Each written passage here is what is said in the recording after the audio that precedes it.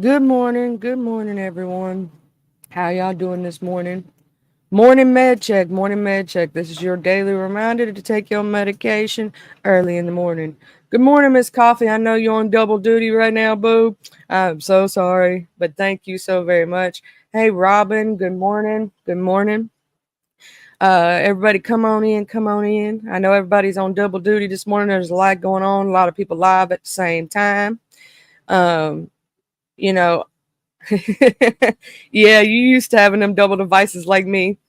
Uh, so just was watching VS's live this morning. Was watching Honest Row YouTube cameras. First, I'm gonna get a little synopsis of what's going on over there. Honest Row is going in and going ham on Trish. Now, Miss Smash It, I don't know what the heck you and Honest Row got going on, but that was a thing. I ain't never seen Honest Row that mad in my life. I'm like, ooh, ooh, Honest Row that mad, y'all. And then YouTube cameras, they was talking about the sponsor. Everybody's talking about the sponsor right now. And sponsor, if you out in them clouds, honey, you can hit me up. I'll make sure it's fair and don't nobody come up here with you if that's what you want. But a lot of people are stating, or anybody else that you want to do that with, whether it be Reed, whether it be, because you behind the scenes with Reed. So let her come back out here and, interview you or whatnot. Somebody, because they're, the streets has been saying some things, baby. I just want you to know that the streets is talking. Some people are upset at you. You know what I'm saying? Because of all the things that are being said. I mean, I'm just giving you what the streets is saying. And then over there on VS, she's talking about the situation with Ness, and she's talking about she said that breaking news that she does have a court case coming up, and it's about the situation that happened at her son's job. She don't care about nothing else, and she's going over some of the stuff and dropping some tidbits. So just gonna let that be known. Um, but yesterday during Mrs. Intel's live, we got some stuff about the captain, y'all, from the Mo 3 sector. They said that he was hitting on Lady Dimples, y'all, that he was telling Dimples that with for the right money she could get the D, right? She could get the D. And then the captain came back during a secondary live, said he don't care who, we asked him, did you know that Lady Dimples is a trans lady, right? And he was like, I don't care.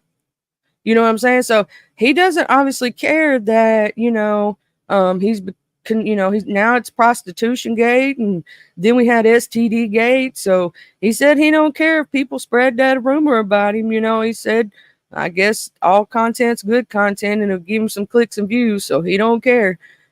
Just saying. And then Miss Tulsa and Miss Dimples went into it. Child, Dimple says she ain't sending Shakim no money. Dimple says she ain't with no white devil. Now that's not my words. That's Dimples.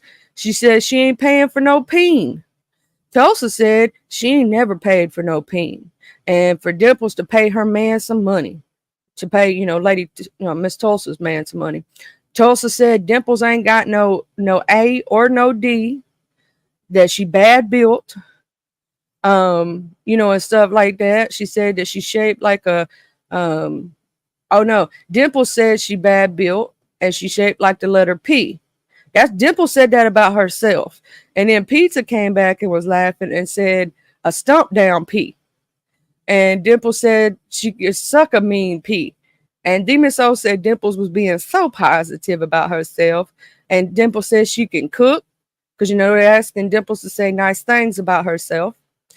Dimple says she got a coin and she know how to catch a coin. Catch that. Oh no, she says knows how to. She got a coin and how to get a coin. Catch that. That's what she said. She said she got it and she know how to get it. And then Tulsa said she bad built, paying for D. Tulsa ain't got to pay for it. She talked to Shakim. Tulsa talked to Shakim. Dimple says she don't want Shakim no more. Shakim said he don't want Lemon because Lemon's too big for him. Dimple said Tulsa liked to assault ladies, talking about her past, her records and whatnot.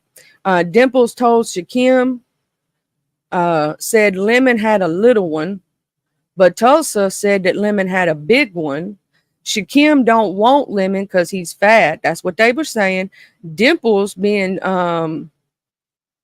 JC and Brina. Tulsa said Dimples is lonely. Oh, yeah, they was talking about, Dimple said Tulsa's a Orange Star, and Tulsa said, yeah, she was an ex Orange Star and a model of the month. And if Dimples want to know more, then to do her research. She said, do her research. So y'all, it is confirmed that Tulsa was an ex Orange Star and she was a model of the month. From Miss Tulsa's mouth on her very own, y'all. So she was an Orange Star, y'all, and she told Dimples to go find it herself. And then Krista said it ain't little. So they talking about Lemon's manhood and whether it's little or big.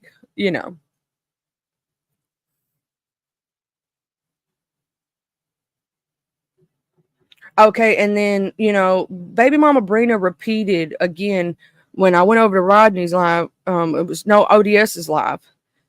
What she said on my panel, when she said that you know they didn't really say nothing about Just Krista really behind the scenes, because Just Krista asked ODS if he had heard anything, and ODS said he was only up there for a few seconds. He said, but next time that there's a StreamYard link and he thinks something going on the StreamYard behind the scene, he gonna stay up there and record it and let us know what happens. So shout out to ODS for being the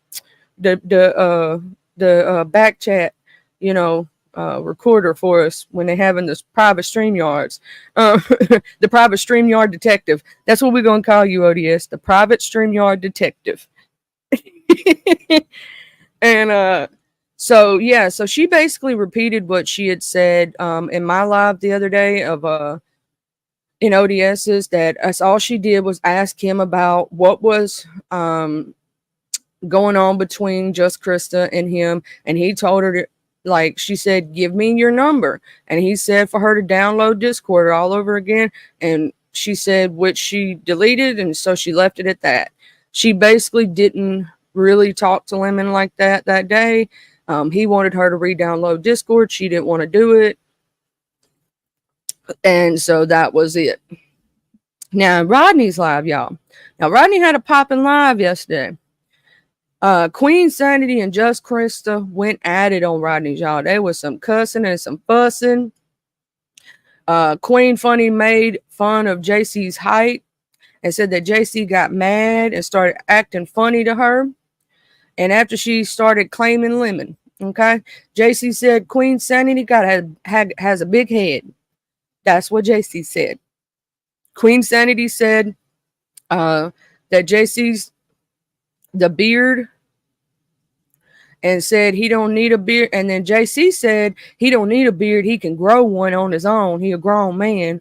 Brina says she don't want Lemon, and JC said she want it. So JC confirmed the other day that she want that. She want a little lemon slice in her life. And then Diva was cutting up, y'all, yesterday. I love me some Diva. Diva Tomboyish was cutting up yesterday. She was hitting panels and she was being hilarious yesterday. She really was. She was telling people to hit that like button. And she said, she told JC if she don't fight, she gonna fight with her. She said, you better stand up, basically, is what Diva was telling Just Krista. You better stand up. You know what I'm saying? And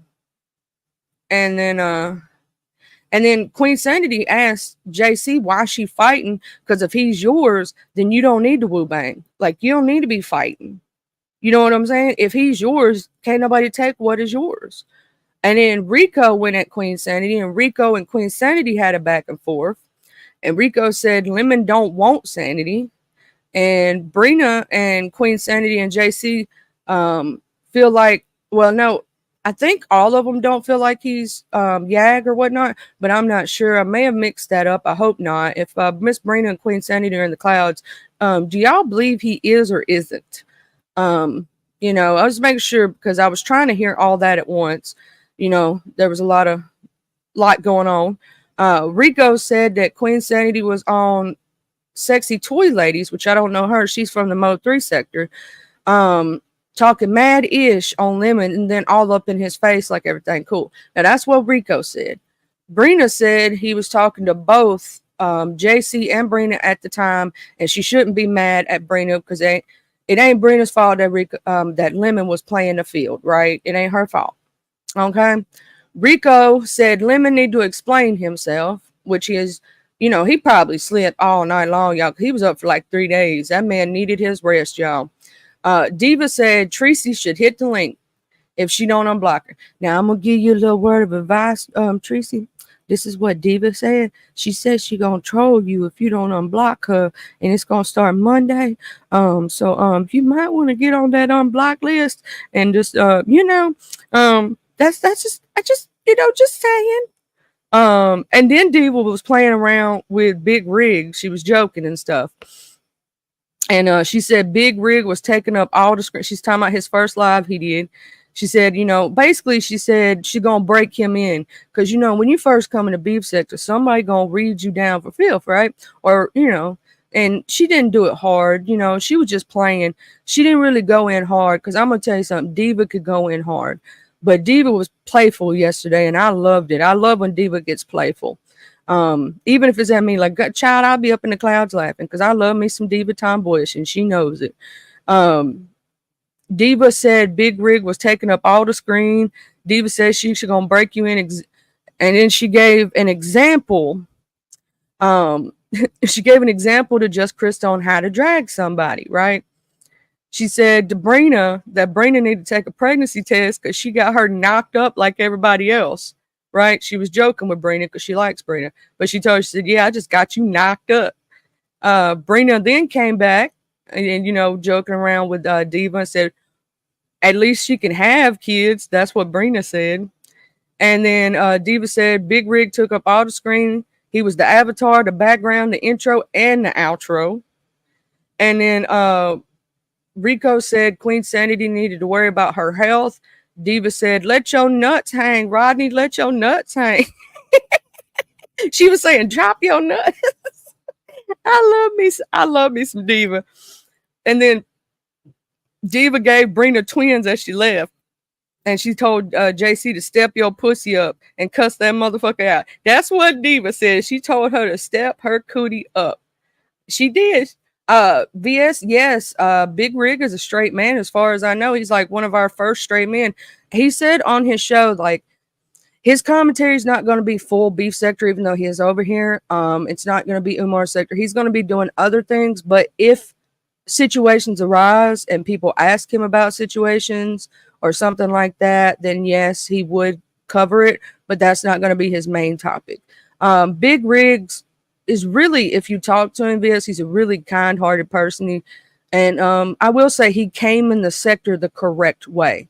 I'll give him credit on that. He didn't come in here being salacious. When he came in respectful. He sat back, got to know everybody, chilling in the chats, just supporting, didn't demand anything of the sector, doesn't try to claim he's, something he's not. He's not very huge and controversial, but he's a huge supporter, right? And so a lot of people like him because of that. That's the thing. And then I went over to Lolo's, and Lolo Lovejoy made Lolo a shirt, and it says YouTube, and it has her name, her @ symbol on it. And then also today's I forget exactly what time, but Lolo's having a birthday stream. Happy birthday to you, Lolo. So it's Lolo's birthday, and she's gonna be, I think she said 54. So if we take it down like Lady Nika said, she's gonna be 2 quarters and 4 pennies. That's the way Lady Nika drank it down. But good morning, the Hood Table. Good morning, George Barnes. Good morning, VS. Good morning, Q. Good morning. Make sure I didn't miss anybody. Miss LaKendra, Jay Parrish, Mika Red Wings.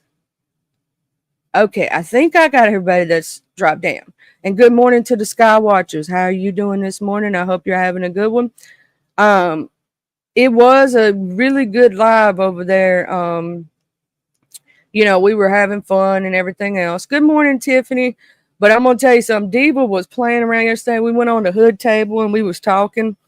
And Diva was joking around with everybody yesterday. I love when Diva gets in those playful moods. And then she had a live yesterday afternoon, and she was playing some old school Beef Sector stuff, like some old drags and toe tags. One of the ones that she played that I remember specifically was when Five Babe and Trish was having a back and forth, and it was just drags, rags, and toe tags. It was woo. But Diva, I would share out to y'all because that's supposedly my thing, right? But Diva doesn't like that, and I'm never gonna disrespect her. She don't like nobody to do that, so I'm just gonna pre-warn y'all. If y'all go over there, make sure you subscribe and got your notification bells on, because she don't like when people share her out, and don't do it because I got in trouble when I first shared her out for the first time. She got me, child. I got in trouble. So yeah, that's pretty much what I've been seeing going on. They are trying to say that the sponsor needs to come out here and clear their name, if because there's a lot going on about the sponsor talk, right? Some people are saying conspiracy theories. Miss Tiva had a live yesterday, and she thinks a lot of it's a conspiracy. That some people are stating that there was no sponsor, that Ness was the sponsor. So there are some people stating that there is a sponsor, but the sponsor did the men dirty because basically Lemon stated that he paid for everything for himself, that the only thing that was paid for him was the limo ride. You know what I'm saying? He had to share the hotel room. He thought he was going to be getting his own room and all this other stuff. And like a lot what was promised wasn't there. Like if we all remember back and remember about them talking about Vegas, right? Didn't we hear them say that there was going to be security? They were going to be in this penthouse, like, where like you had to have a card or something to get in, and like nobody else could even get on the elevator to go to it. There was supposed to be this, that, and the next thing. Now, I don't know, me, myself, and I think they were just hyping it up.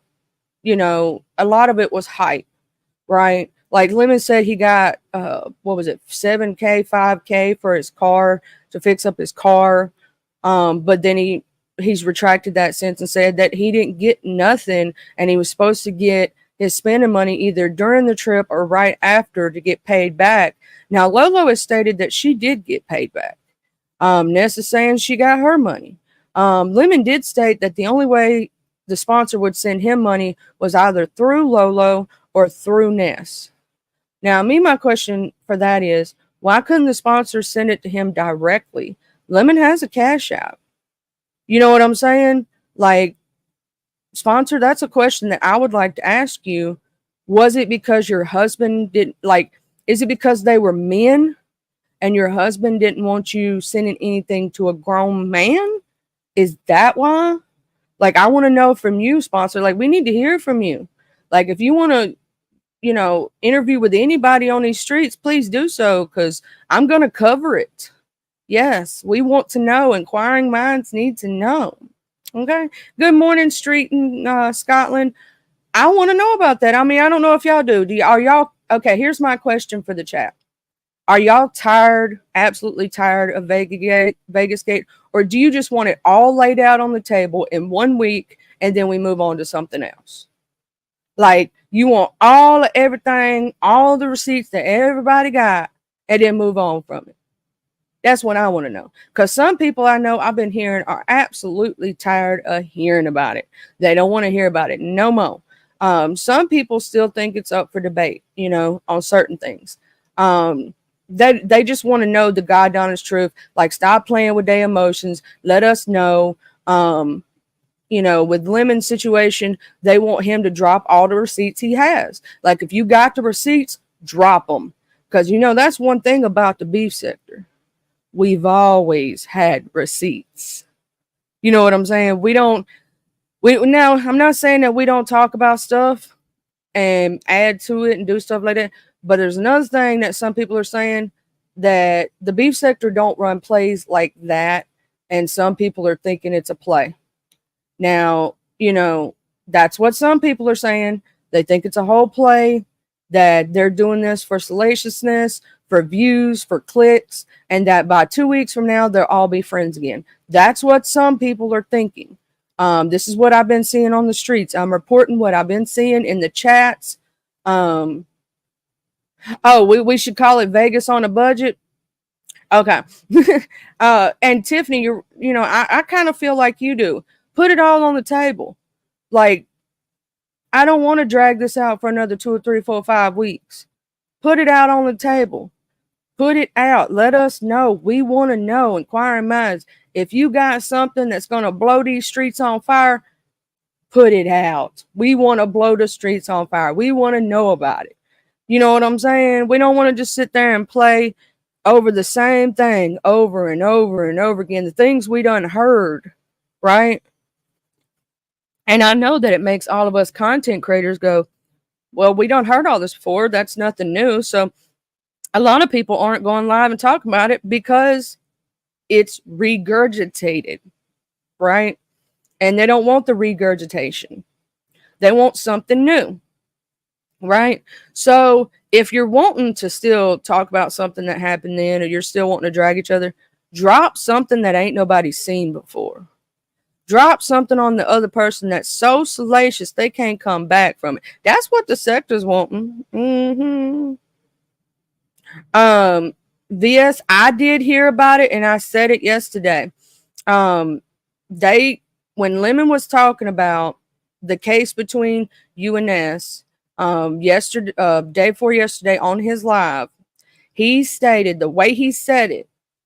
Okay, it was, I know who was helping Ness behind the scenes with the VS case. But did I expose something? Did I expose it? Did I really expose it? I mean, I exposed something. That's the way you said it. And then the whole chat blew up. I mean, when I say the entire chat was saying exposed TV, and when I was looking over there, and that's all I was doing, y'all. I was helping Lemon, and I know I got ate up for it. I was just helping because I like to help people in this sector. You know what I'm saying? If you are beef sector and you need my help with a screen share or something, like initially when I jumped there, I was going to ask my question. I was going to jump down, right? That's my initial thing. I was asking about why didn't they have a microwave, child? Because I've been in 5-star and people was eating me about that. You must not have been in a lot of hotels. I've been in a 5-star business hotel and it had a microwave. Yes, it was hidden in a cabinet. You know what I'm saying? But there was still one in there. Now, they didn't have a mini fridge in there. Now, that's one thing I will say about that 5-star. They didn't have a mini fridge, but they did have a little microwave and it was hidden. That's, I've stayed in a 5-star business hotel, and I'm going to tell you something. The only thing I had about that, you don't get room service in some of them higher ends. Like, there ain't no room service, right? And I was like, why ain't there no room service, y'all? And then also, like, the restaurants that are on the inside are only open from such and such time to such and such time. And they had a speakeasy in the hotel that I stayed in. They had like these fancy restaurants, but they were only open like at night. I don't know. So we had to find food other places. Oh, so Exposed TV's been mad at you, VS, because you copyright struck her channel. Ooh, y'all, did y'all see that? And VS, yeah. I mean, the one I stayed at did it. Just, it's like some of them will have the mini fridge and some of them won't, and some of them will have the microwave and the other one won't. I don't know what it is about that, but I ain't never, like, a lot of that stuff in the higher end hotels, it's hidden behind cabinets. So you have to really look in your room. Like, you'll think that cabinet ain't nothing. There'll be stuff in that cabinet. Like, sometimes the TV is hidden in a cabinet, right? And you have to open up the cabinet to find your TV. Uh, So, but also I'll say this for anybody that's trying to travel out there and you want to make sure you have a microwave and a mini fridge and all this stuff in your room, look for what they call a kitchenette. All right. Because those kitchenettes are usually have fridge, like they don't have to be like a big kitchenette where it has a cook stove and all that stuff. But a lot of the ones that say, make sure you got a microwave. I want people out here like they in prison, having to use an iron to heat up your food, and have a fridge to put your food in. Because did y'all see the story? Because that's something else I was going to cover this morning. Did y'all see the story about the 20-year-old who passed away from fried rice syndrome? I didn't even know what fried rice syndrome was. I had to go Google that stuff. Okay? I had to Google what that was. And you know what I found out that stuff was, child? I found out it's when you leave leftovers out in like a plastic container and you don't refrigerate it, right? Or you leave it too long. Like I don't know about y'all, but we got a 3-day rule, right? After 3 days, if leftovers in the fridge, they get thrown away. 3 days max. So the day you cook it, the next day and the next day, right? And on that third day, that's the last day. After that, it gets thrown out of the fridge, right? But there was this 20-year-old who passed away from eating they ate it was spaghetti or whatnot, leftover pasta, and it had been like left out on the counter, wasn't refrigerated. Because you're supposed to refrigerate anything that has meat or anything like that. So you're not supposed to leave nothing out like that. Because that's how you get bacteria, worms, all this other no child. But refrigerate your food, have a 3-day rule.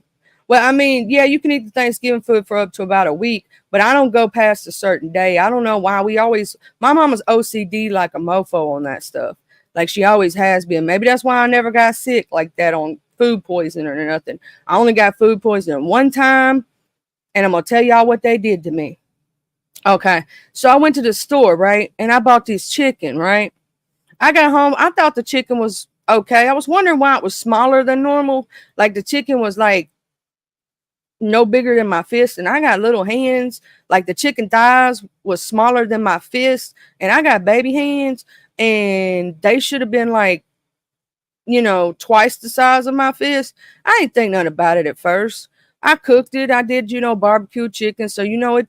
I cooked it like you supposed to. It was more than done. In fact, I overdid it. I admit it. I messed up, y'all. I overdid that chicken because it was, I was scared of it not getting done, and I was busy doing some fried okra and other stuff, and I overcooked it on accident. It's the first and last time I ever did that, but child, I got food poisoning so bad from that chicken, and come to find out, they had been taking the chicken and cutting like parts out of it and stuff and reselling it knowing it went bad. Like they left it unrefrigerated, then refrigerated. It didn't have a slimy feel or nothing because they had done washed it and shit, right? They got me. They got me, child. The store got me. Everybody else was fine. Well, my daddy and my ex at the time, they got it. They was fine after 2 days. Me, myself, and I had to go to the hospital and get a shot. I almost had to be hospitalized for it. Y'all be careful sometimes. If check your chicken and all these things when you get them from grocery stores, because sometimes they play dirty and you won't know it until it's too late. They had a problem with this grocery store. In fact, the food and what do you call it, the FDA and all them people, the people who check their stuff got called on them after this. It wasn't just me that had this problem. It was a lot of folks, right? So they were reported for all this stuff because all the people going up to the hospital getting sick. The expiration date was fine. They had rebagged it and put it in a different container, right? And they got like, it wasn't just me, it was like 10, 15, 20 people, y'all, or more. And a lot of people got sick that bought that chicken, right? And everybody, not everybody was preparing it wrong. Okay. And Everybody got sick from it. They had done something to where like when you touch the chicken, it felt fine. It didn't feel slimy. It didn't feel bad. The chicken skin itself felt normal. I don't know what they did to that chicken, child. Don't ask me, but let's just say I never bought chicken from that place ever again, and I ain't never had an issue. Um, Yeah, I only do it for a certain amount of days myself. I just can't. Hey, Cheese Man. Hey, youngest. Yeah, I have OCD really, really bad. So yeah, but I heard all about that fried rice syndrome. I was like, what is that? Had y'all ever heard of fried rice syndrome before? And this kind of goes with the stuff with the Lemon eating that pizza. Lemon, you got lucky, child, that you didn't get sick if that pizza was left out overnight or if it was a few hours late, because if it had meat on it, sometimes that can make you really sick, right? Just saying that you can actually get food poisoning from leftover foods that are left out without being refrigerated. So be careful, y'all, when y'all doing these things, because you can get sick, and food poisoning is not a joke, nor is it fun. But I will say that that's one of the things that happened this morning. I will say y'all should go back and catch. I forget the exact minute mark, but you'll see when everybody pops up there on not Rico, Rodney's. That one was pretty funny yesterday, and Diva was cutting up, and it was hilarious. And then Miss Intel had 2 lives. Now, the secondary live, she was supposed to do a pop-up singing challenge. And you know me, child, I was so excited thinking I was going to be able to sing me a song. I'm probably not going to win, because I'm going to tell you this. If Hypnotic Touch pop that thing, she going to win every time, because that lady can sing, y'all. But anyway, and Miss Carrie, Very Carrie can sing. And there's a lot of good singers in this, apparatus we have here in these YouTube streets. But that's side the point. Okay. They ended up doing, if y'all ain't watched it, Demetra, Lovely Love, and who was the other person? Oh, Uppity. They showed their fridges. They called it the fridge challenge, the freezer challenge, or something like that. It was hilarious or something. It was hilarious. I switch over there, and I was on the hood table, and I was over there, and I was trying to see that. And then somebody said that they saw a roach in Nessa's live. And then some people are saying it was a cattail. There's some people stating that they don't believe that she got roaches, because if she did, you'd see a bunch of them. Right, you wouldn't just see one, and you'd see one like run across the wall or scuttlebug across the wall. Who was that in the past?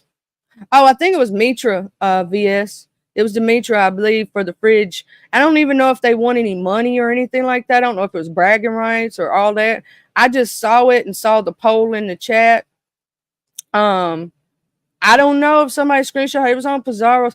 The roach. I don't know. I tried to look for it myself, and I couldn't see it. Rob Brax had the one bug. And who else was it? There was people in the past that had like that one bug run across the screen or something. I forgot who that was. It's from years and years and years ago. Somebody had like a bug run across the back of the wall behind them while they were live once. I remember that because that was a talk of the town for a little while. But yeah, they said, you seen it, Miss Coffee? See, I tried. I didn't see it. Maybe it's because I wasn't looking in the right spot. Somebody said to look at the bottom of the screen. It's Jay Wilson. You right, Cheesy Man. It was past. I remembered somebody from the past, but I didn't remember what had happened was. It's not a shame to get them. It's a shame to keep them. Because I'm going to say this, especially if you live in an apartment complex, and that's why I'm glad I live in a house in the woods, even though I still got to be careful and spray around my house. I got to keep, my ant stuff down. I have to watch out for snakes. I have to watch out for spiders, all this other stuff. I live out in the deep woods, right? But if you see one, there's more than one. Trust that. Go get you some Zevo. Go get you some of that squeezy tube stuff. Get you some of them traps, some bangle spray, whatever you got to get rid of it. Because and Uppity had it. Okay. See, I don't know who I'll be having the bugs because that freaks me out a little bit. I'm OCD about that. I will run Like, yeah, I don't, yeah. Oh, I hate spiders too, youngest, and I'm telling you something. Oh, if y'all didn't know, y'all can use essential oils to keep them away. They don't like the smell of peppermint. Um, if something about peppermint when you do, I think it's peppermint, lavender, and a few other essential oils. For some reason, they just don't like it.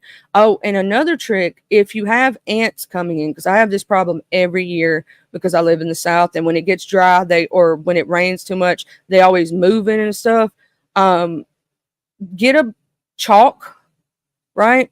And if you see where they're coming in, like take the chalk line and run it across if you can. They will not pass the chalk line for some reason, and it's really crazy.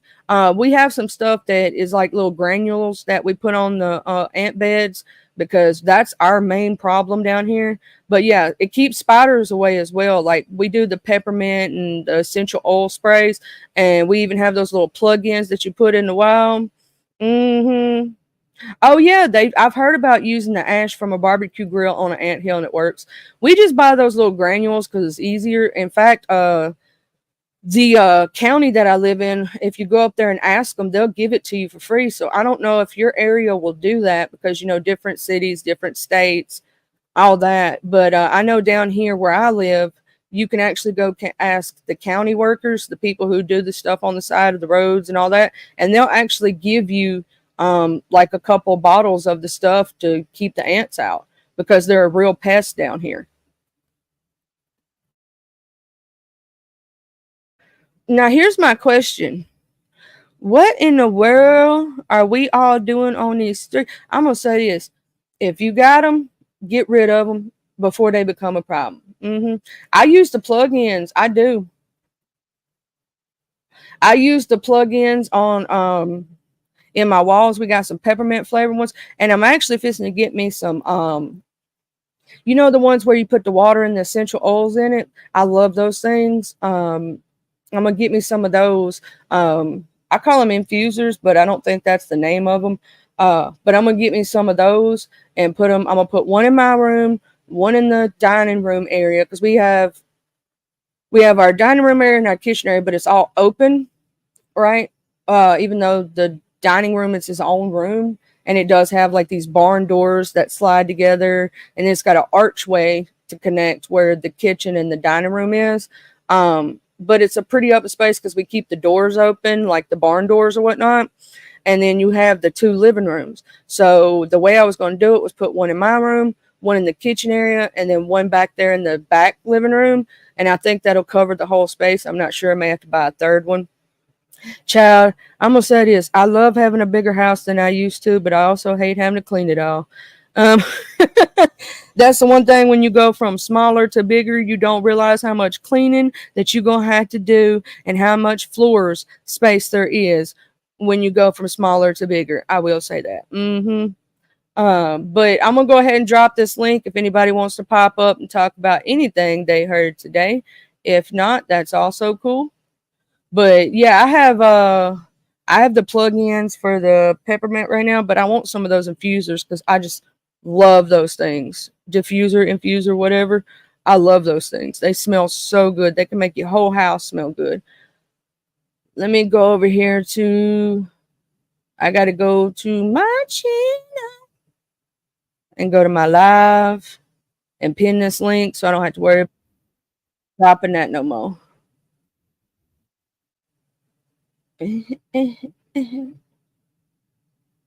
Oh, and also thank you to Bizarro the other day. I was trying to teach Lolo how to do a poll in the chat, and I was running all over the place because I ain't never did a poll in the chat myself, but now I know how to do a poll in the chat.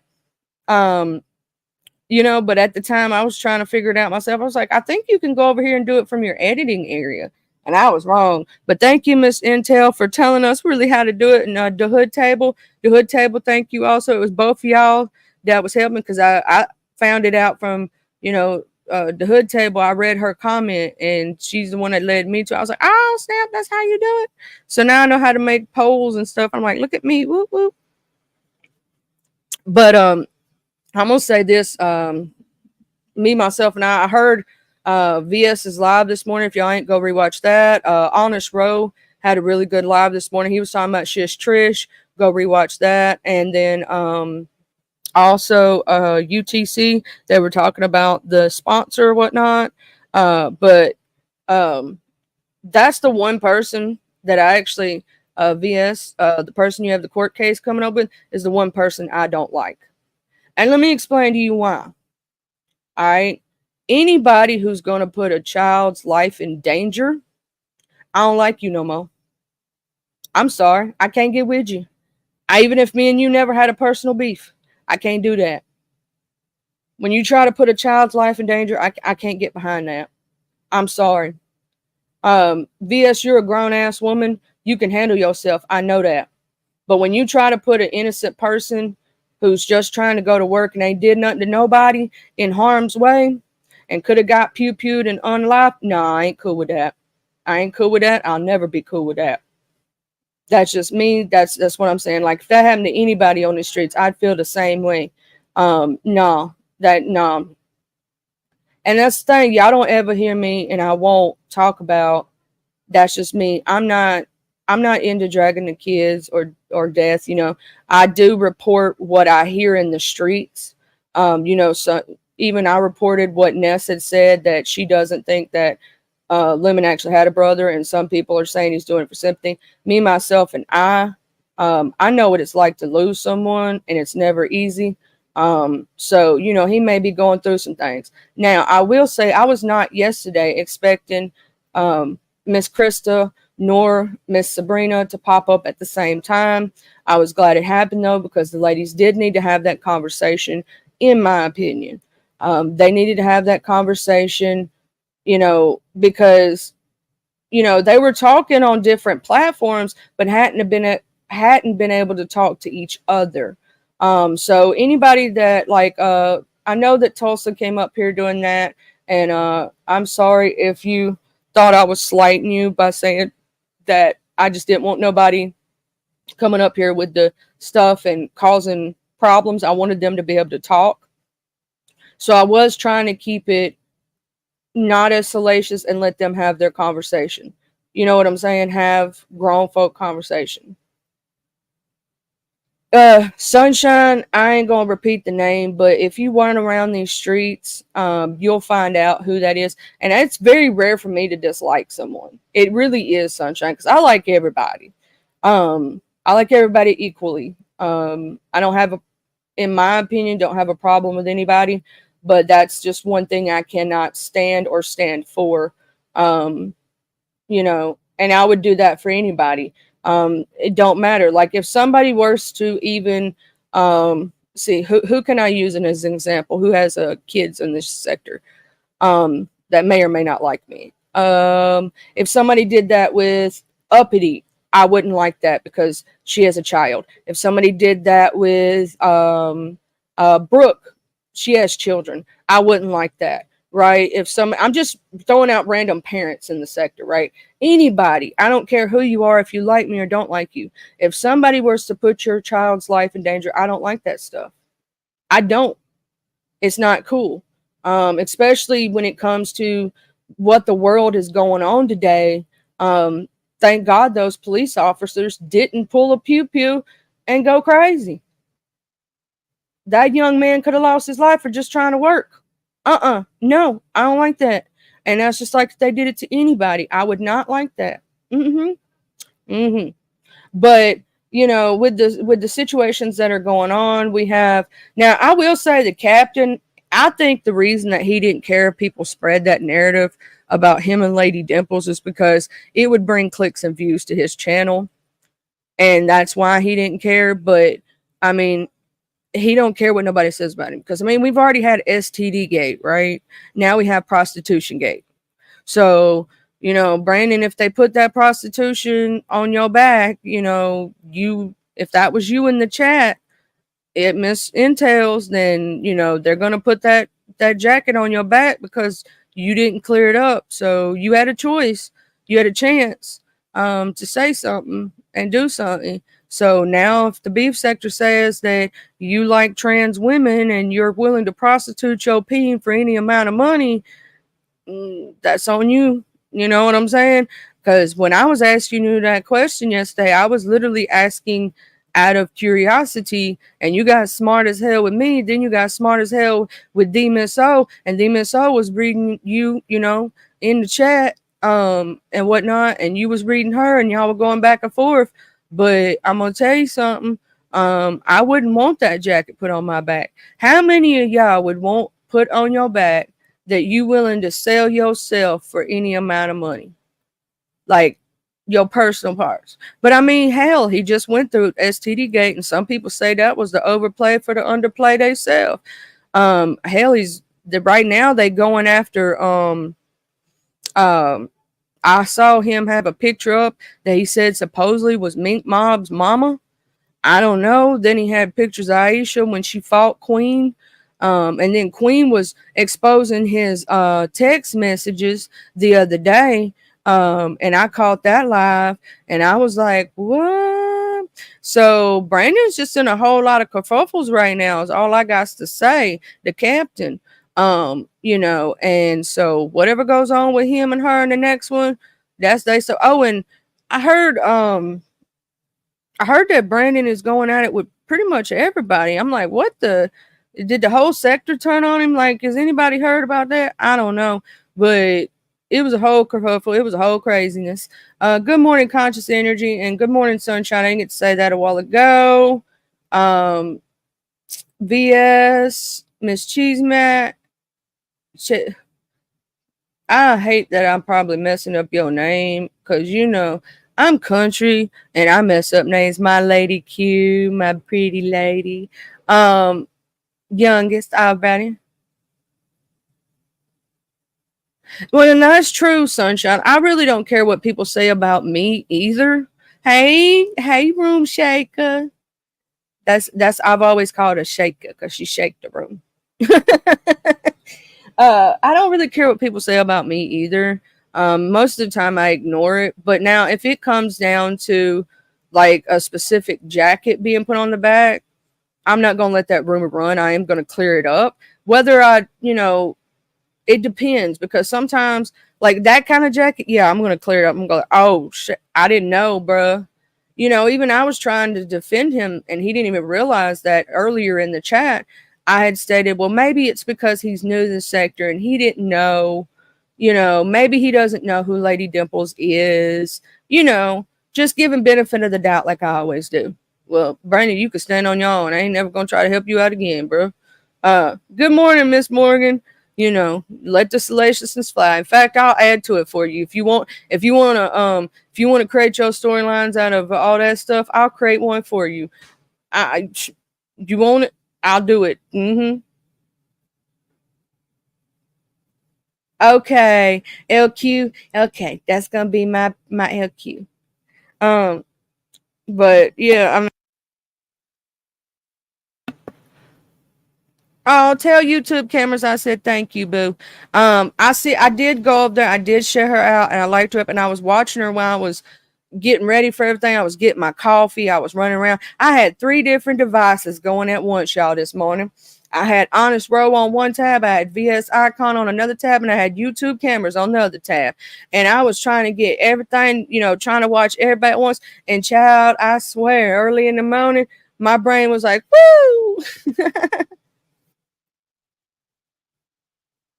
No, Super Saiyan Jim. No, I just grew up in the lifestyle, so I talk different. Oh, we got us a little guested backstage, a guested backstage. Good morning, good morning. Is that you, Mr. Conscious Energy?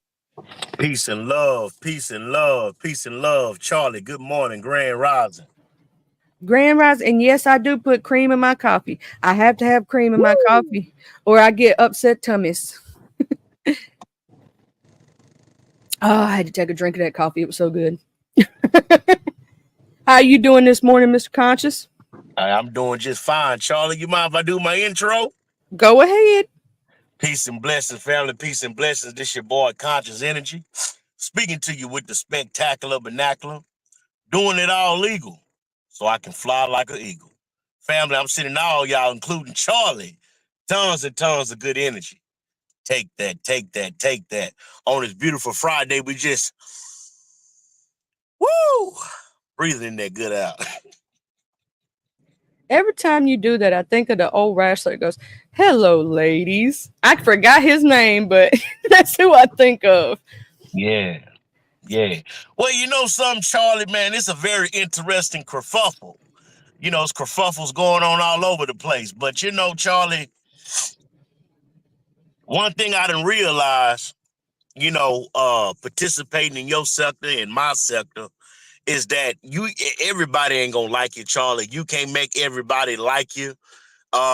There's always gonna be people on the internet that don't like you. There's gonna be people who rock with you. Go ahead. Oh yeah, like I know that from a long time ago. Like there's people who in this sector who enjoy me. There's people who don't like me for their own reasons, and it's okay. Like I know some people don't like me just because of me being here, right? And I'm cool with that. Like if you don't like me, that's fine. We can agree to disagree. Like you don't have to. It's cool. You know what I'm saying? Like I'm not one of those people that go, "Oh my God, everybody has to like me." And yeah, look, it ain't just you, Charlie. I mean, look at. Let's take the story of Jesus for 1 second. Jesus being an upright man, being a righteous man, somebody who helped the poor and somebody who fed the hungry. He fed a whole platoon of people with 1 fish and 1 loaf of bread. And look at the hatred.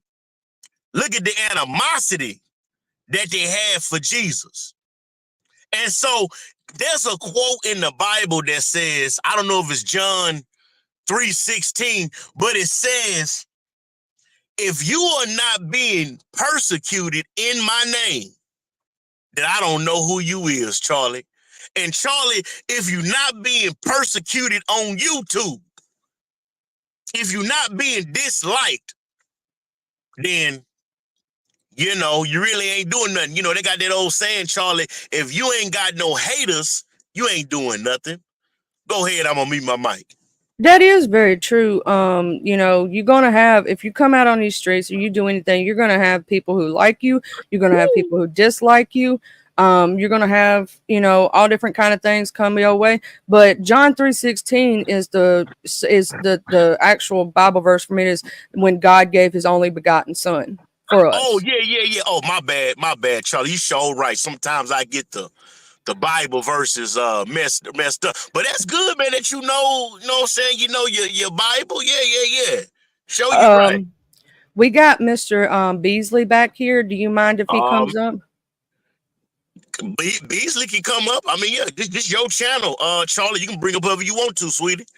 Yeah, I always ask my guests just to make sure it's the same thing I would do for Mr. Beasley. If you were to come up after him, I would do the same for him. It's respect. Yeah, I respect that respectfully. Go ahead, Charlie. Hey, Mr. Beasley. Good morning, Charlie. Good morning. How are you doing? I'm all right. I was listening, man. It's Jesus fed the masses with 5 loaves of bread and 5 fish. Hey, Paris, hey man, you got a lot of background noise and static. A, you must got a bad Wi-Fi connection, or B, you got some people in the background, man. So tell them to be quiet, and so we can hear you, man. Go ahead. Do we do your laundry? Well, so this the laundry then. But no, yeah. Jesus fed hundreds of people with 5 loaves of bread and 5 fish. It wasn't 1 fish. It was 5 fish.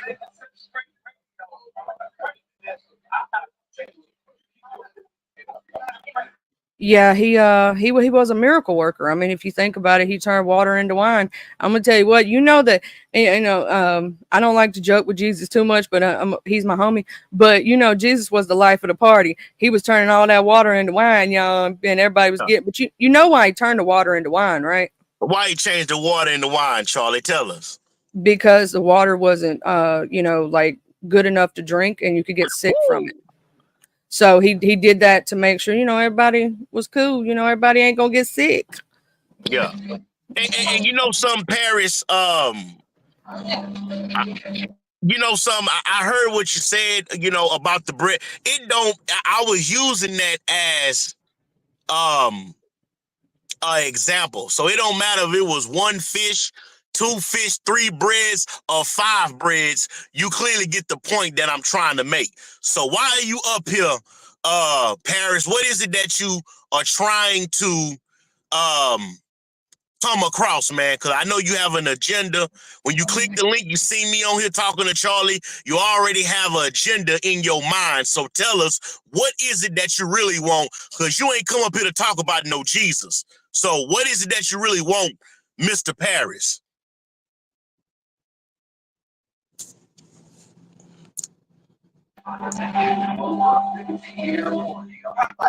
A humble man would appreciate being corrected to know the truth and sit on the right path instead of misquoting scripture.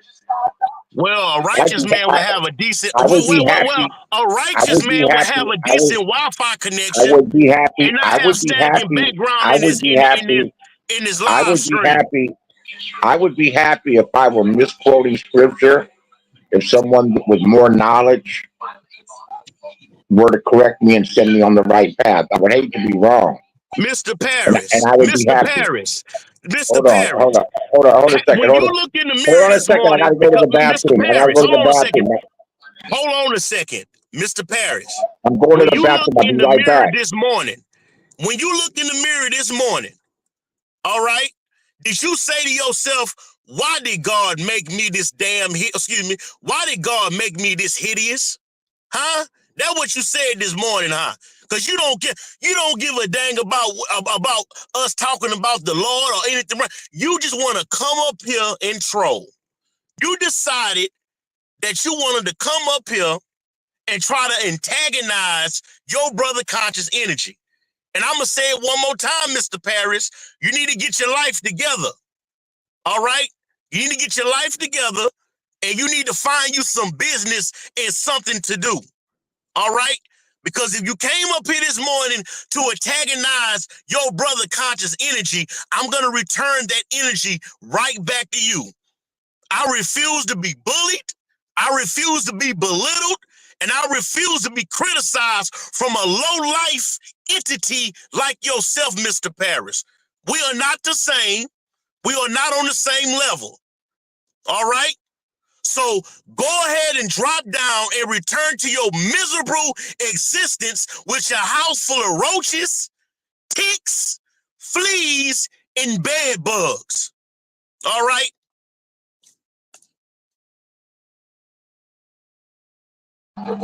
That certainly is a whole lot just for someone that corrected you for misquoting scripture. I just corrected your misquoting scripture, and you're giving me all this pushback. Whatever happened? Oh yeah, it was 5 fish and 5 dollars. Or let me check that. Oh wow, you're right. Thank you for correcting me. What does it matter how many fish it was, Mr. Paris? What does it matter if it was 5 fishes or 5 loaves of bread? Did you catch the message that I was trying to say? I was well aware of that it was 5 fishes and it was 5 loaves of bread. That ain't the point. The point that I was trying to make to Charlie was that if you not being crucified in the name of Jesus, he don't know you. That's what I'm talking about, Mr. Paris. Do you know Jesus or do you know Satan? Huh? That's the question we want to know, Paris. Who do you serve? And by your recent, hold on, sir. And by your recent actions, Mr. Paris, we know who you serve. It sure ain't no righteous God. You are serving a Satan and Lucifer himself, a wicked demon who ain't got nothing positive going on. So if you want to be vilified in front of the whole beef sector, I'll be your huckleberry, Mr. Paris. But I guarantee you, you gonna learn today. And don't think, Mr. Paris, and don't think your white skin is gonna save you from this crucifixion, because we about to hang you on the cross and crucify you in front of the whole beef sector. So let's go. All I did was correct you misquoting scripture, and you've got an awful lot in store for me. Why can't you just accept getting corrected when you were wrong? Have a good day, Charlie. I ain't got time for this, man. You even get my blood pressure up, man. You ain't added nothing to the conversation. You ain't got nothing there. You just want to come up here and troll. So let me give you the panel, and you go ahead and troll somebody else, Mr. Paris, because I'm going to tell you the same thing I told you when you hit my panel 2 months ago, and I had to kick you off the panel because of the rude language that you was using. Cussing and talking about all kinds of nonsense, man. All right? When you get a little level of sophistication in class, then you can come talk to conscious energy. Until then, your opinion means nothing to me. Nothing at all. All right? Have a good day, Because I Mr. know Precious. I know what you're up to. All right? So, Charlie, you have a good day, and Mr. Paris, you have a good day. And if you're so concerned about Jesus, let's see, Paris. Can we get a video of you talking about the Lord? Let's see. Can we get a video of you talking about the Bible? We'll see. Or is it just going to be more of the same, Mr. Paris? Alleged mister. Go ahead. Miss Bless did correct me on the wine. She said that he did it at a wedding to show his power. So I wanted to say that. I wanted to say good morning to Miss Blessed and thank you so much for that correction because, you know, I thought it was because of something else. And so she got me right. She got me right this morning. Thank you, Miss Blessed. And it's so good to see you out on these streets. We've missed you. That's the proper way to take correction when someone corrects you on the scripture. That's the proper way to do it. Nice and humble and appreciative. Mr. Paris, I can be nice and humble, but I'm not going to be nice and humble to a person like you. On many occasions, you have clicked the link to come up to vilify and attack conscious energy. So how do you want me to show you respect and when all you do is try to attack me, man? That's what I'm trying to say. I'm saying, what are you adding to the conversation that's relevant, Mr. Paris? Come on, cam up. Mr. Paris, come on, cam up, man. Let's see how you look this morning.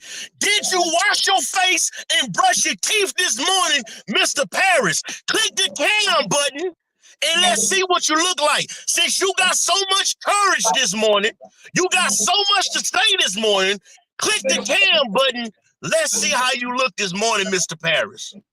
All I did was do you correct look disheveled this morning, Mr. Paris?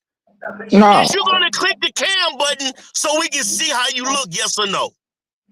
Not under duress. Do you have the courage, Mr. Paris, to click the cam button so we can see how you look this morning, yes or no? I do. Well, click the cam button and let's see. I have the courage to state the fact. When you click the cam button, then you can talk to me, Mr. Paris. Click the cam button. Let's see how you look this morning. I really like Charlie's attitude and energy better than yours. I don't give a damn about who attitude you like. I'm not up here for you to be discussing her attitude. We 2 men talking. That's what we doing right now. So since you want to smoke, you got it, Mr. Paris. Click the cam button. I'd rather talk to her. All right, I'm gone, Charlie. Have a good one. You promise to go? Have a good day, Mr. Conscious. Hey, Mr. Beasley. Charlie, you see how sometimes people mischaracterize me? All of that energy, all I did was say that it was 5 loaves of fish and 5 fish. And it's not fishes. Fishes isn't a word. I was going to say that, Patty Bentley, but that might have set him off. It's fish. Fish are the same in plural as it is in the singular tense. But I'm all right.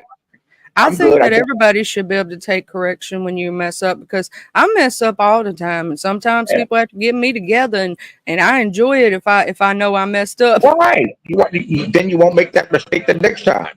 But you know, I guess I'm an elder to most here. I'm a little bit older than a lot of the people here, and if you know something correct, why not share it with the younger? with the youth. But wow, he was so animated. I'd rather not even speak on him anymore. He's very um, I seem to agitate him without even trying. Just turned up. I just had some cream of wheat and one piece of French toast and 2 small pieces of bacon. And I'm drinking iced coffee, but with the sweet cream creamer. And man, is it good! Oh, Man, I got to get my creamer back. I got my fiance went out to get me some, so hopefully he got my favorite creamer because I've been using this French vanilla sugar free that I don't like, and I don't put sugar in my coffee. I use the right? creamer has sugar in it, so the creamer that I use, I just use it with the coffee, and it just Yeah, tastes so good. It's a chocolate creamer. Oh my god, it's so good. yeah, it's good. It's good. Sun's just coming out, and you know, I've been thoroughly mischaracterized by this guy, and I just wanted to say, just give me a moment. Our Father who art in heaven, hallowed be thy name. Thy kingdom come, thy will be done on earth as it is in heaven. Give us this day our daily bread as we forgive our trespasses, and we forgive those who trespass against us, because thine is the glory and the power forever. Amen. Amen. I know the Lord's Prayer. Now, I've been saying the Lord's Prayer since I was knee high to a grasshopper. And then we had that other one that when you was a little kid, when you couldn't say the Lord's Prayer, you say, now I lay me down to sleep. I pray the Lord my, soul to keep. If I, it's if I should die before I wake, I pray the Lord my soul to take. Yeah, we used to say that as little kids because, you couldn't, Now, like when you're real little, it's harder to quote it. when we were real little, my mother sat me and my brother down, and she said, I want you boys to know this. I want you boys to know this prayer. And she was really serious. And we studied it, and I can still do it to this day. I really didn't come up here with any bad energy, any negative energy. I really didn't. Oh, I know. Did you see what's been going on these streets with the situation with we have the Ness and Lemon going back and forth, and then Tulsa and Dimples got into it yesterday, and then we had I missed. the captain I thing. don't watch any show. I just watch some highlights and maybe listen to bits and pieces and just try to figure it out from there. But I'm like activated. I really have a bone to pick with Lady Tangerine, and I'm enjoying his absence. I'm enjoying, people discussing him in other types of ways. And I'm really enjoying his meltdowns, his breakdowns. He's headed towards the crazy house. He's mentally, he's definitely an emotionally unstable person. We could say the gentleman that just left is emotionally unstable. That reaction that I got was, wow, that couldn't be me. He has some other things going on in his life. I guess he figures, I don't know. I don't know what he figures. But no, Lady Tangerine is definitely definitely screwed up behind this. And what I found interesting is that he claimed this big Cali stuff, and I'm definitely big Cali. I'm from Los Angeles. I live in the Bay Area. And I'm in Los Angeles, from time to time. Not as much as I used to be, but a person from either of those places would have secured the bag first. I wouldn't have been happy going to Las Vegas and just seeing my name on a placard to go with the car service somewhere. And he never got any money. He got jerked. And part of the reason why he got jerked is he didn't speak up for himself.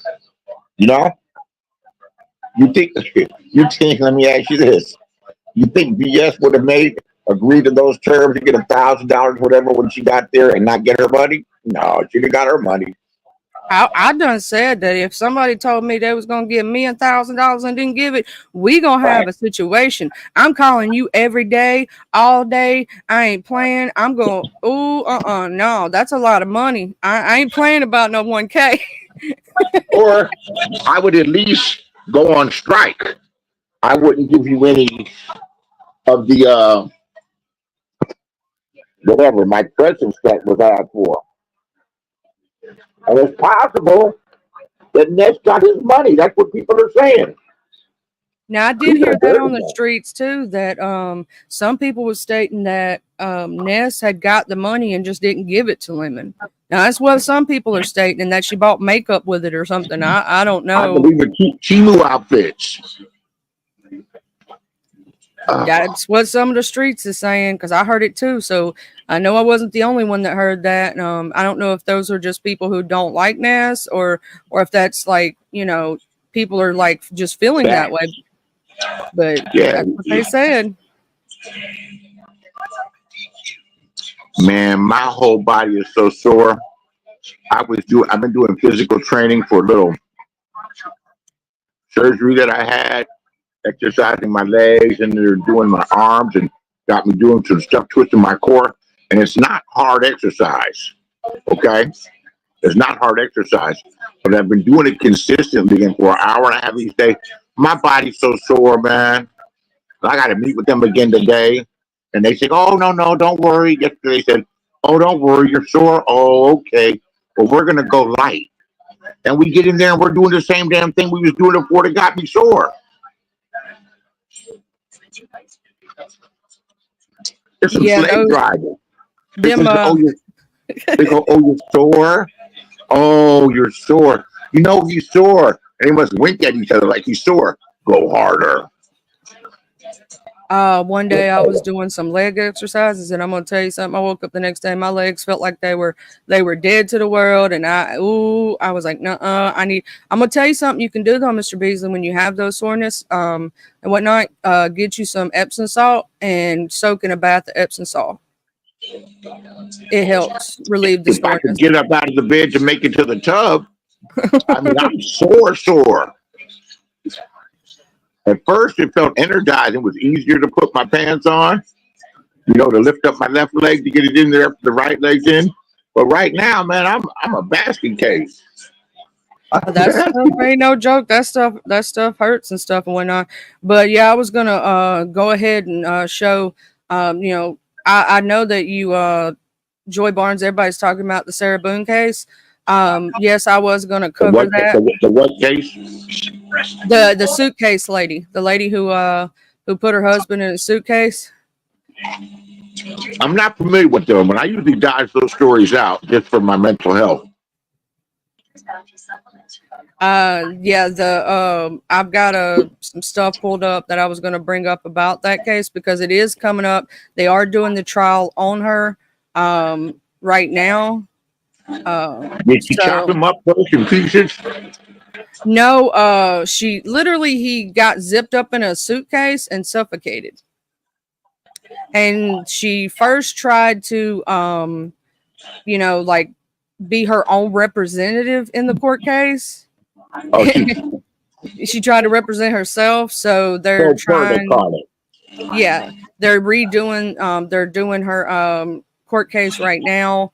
And I actually had pulled up some things to talk about that case. I know that some people are following it, and what's going on. It's you know, it's a crazy situation. She literally zipped her boyfriend up in a suitcase. I'm like, good gracious, sweet baby Jesus. So in a minute, that's what I'm going to do is I'm going to share screen and we're going to look at that case so that, you know, people can figure out what's going on. Do you have anything that you would like to say, Mr. Beasley, before we do that?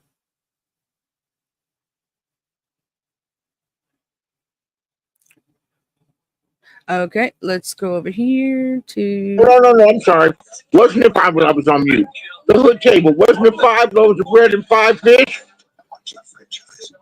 Let me fact check that while you run your stuff. Go ahead. Okay. Let me go ahead and do that. Let's go to share screen. I'm going to first go into who Sarah Boone is.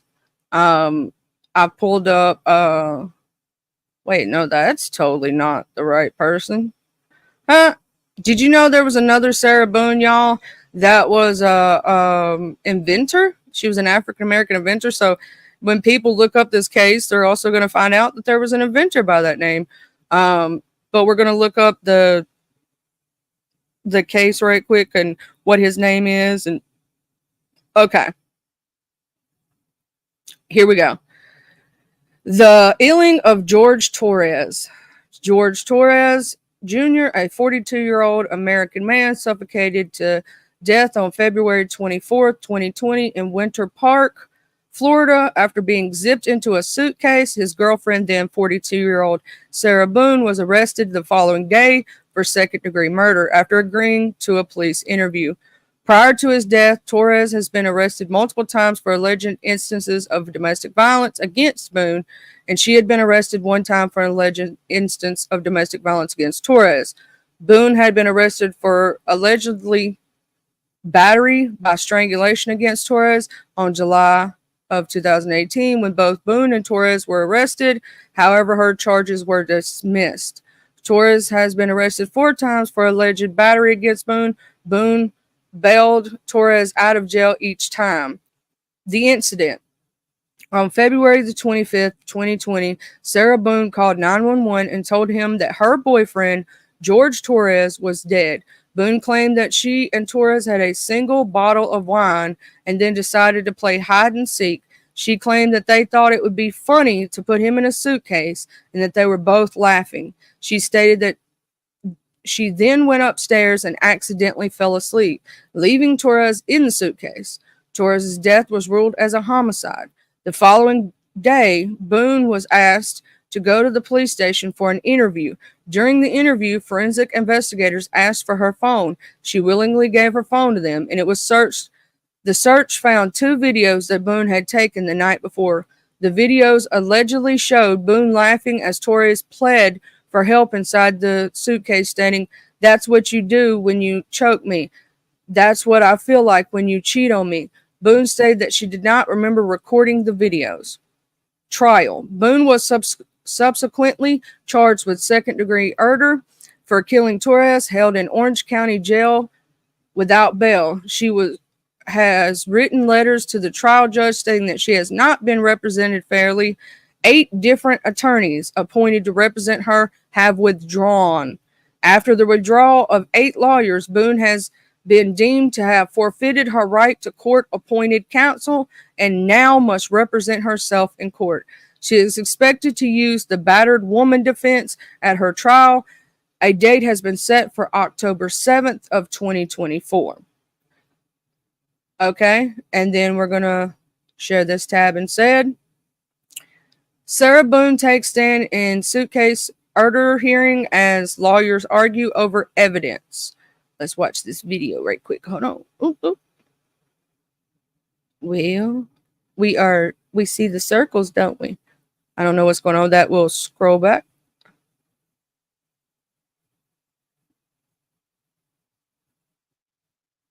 Well, I guess it's gonna keep doing its thing.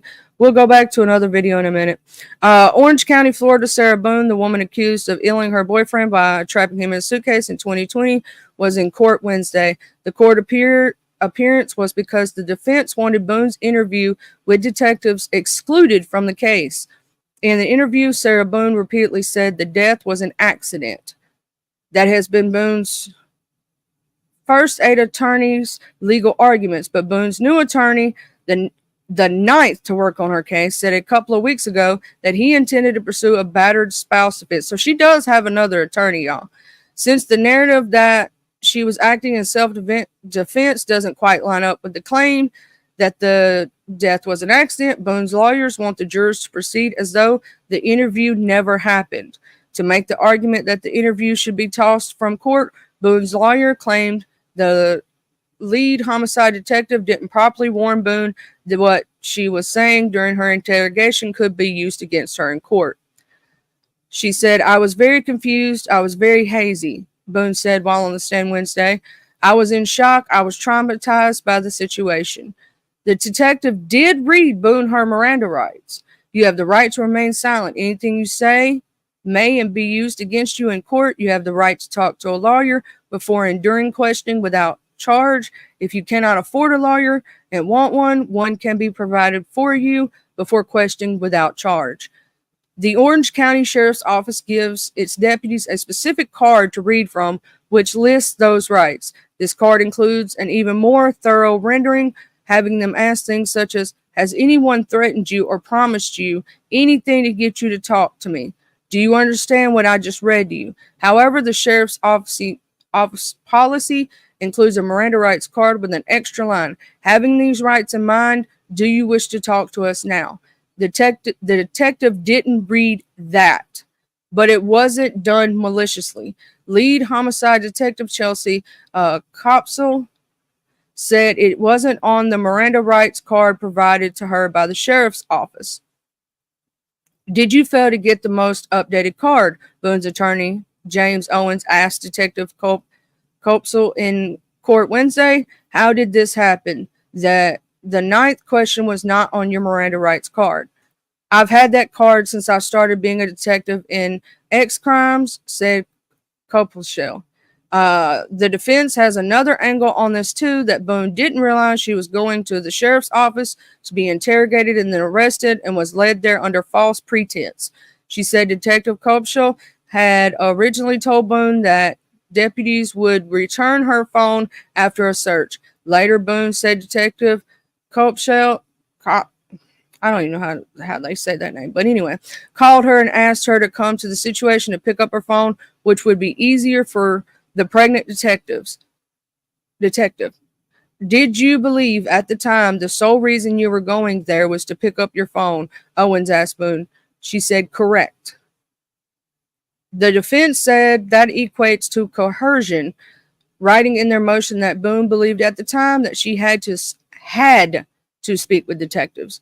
The state argues it doesn't matter why Boone initially thought she was going to the sheriff's office, and it doesn't matter whether the department policy was adhered to. She was read her Miranda rights, and that's that.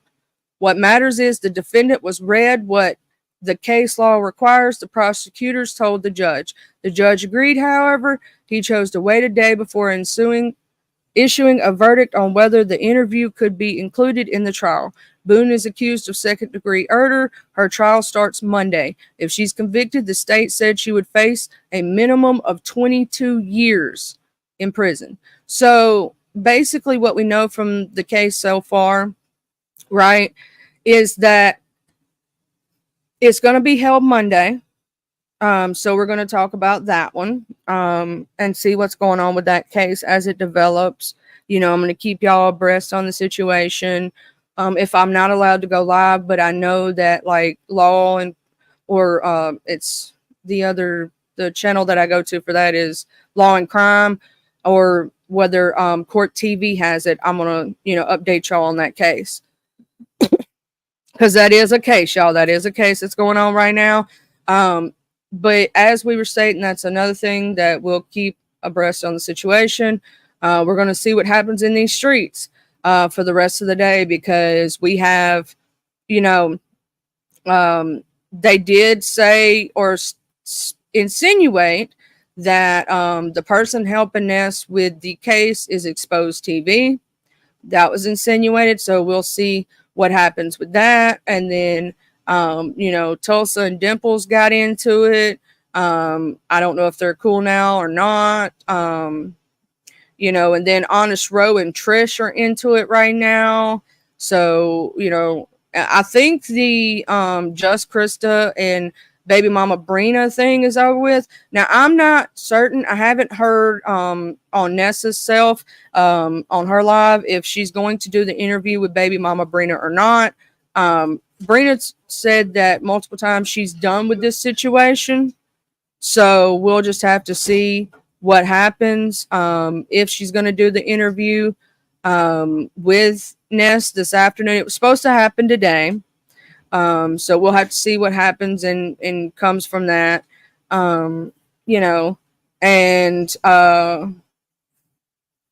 Big Rig did his first live the other night, which I'm proud of you, Big Rig, for stepping out on the streets and doing your thing, Thistle. Now not this weekend, but next weekend, they are having the Loaded Toast Challenge. Today, Duchess Kelly Love, it's supposed to be today if I'm not mistaken, is doing his contest this afternoon what's the next line. So it's going to be like a music challenge. He's going to play a song, and when the song ends, you have to finish it, right? So you have to finish what the next line is in the song. Okay. And I'm with you, pretty Pretty Woman Q. I'm like, I don't know what Sabrina has left to say, and what she can really expose, or what can, I don't know that. Miss Sabrina may have things we don't know. I mean, is it going to be an expose? Is it just going to be you, getting an interview about yourself, or how long you and Lemon have been talking?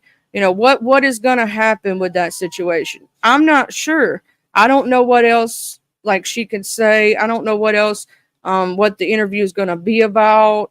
Is it going to be about just Lemon and Brina's situation? Is it going to be about her herself? Is it going to be able to clear some lies? I'm not absolutely certain on that. I don't know.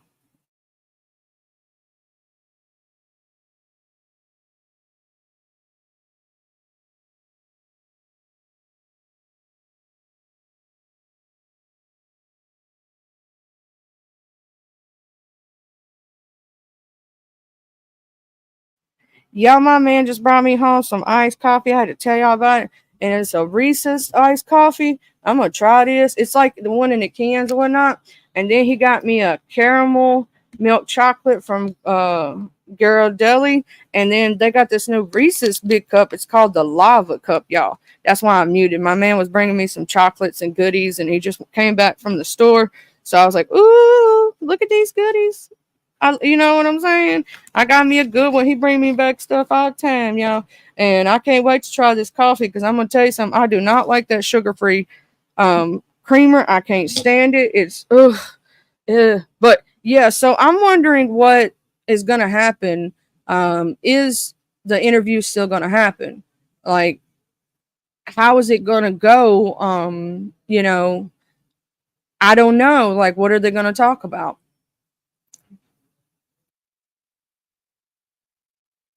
I mean, that's what, that's what I was also thinking. Like, they don't even talk on the phone. Nobody.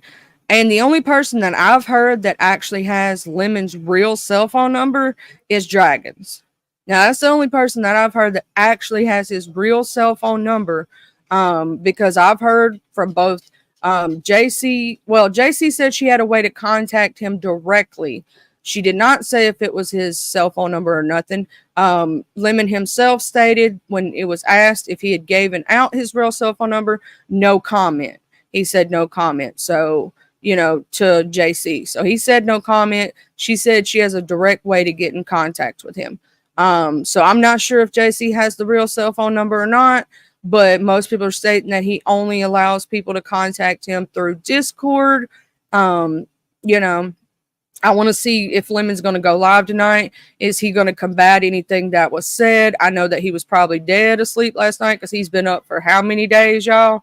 Like, is he going to say anything whatsoever?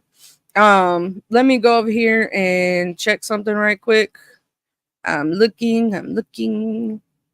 Okay.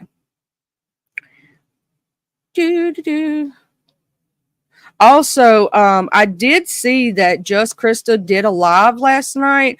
I did not watch it yet, Miss Krista, and she's gonna have one this afternoon, or no, here at 11:30 a.m. my time, which Eastern time would be 12:30 a.m. Or midday, 12:30 midday.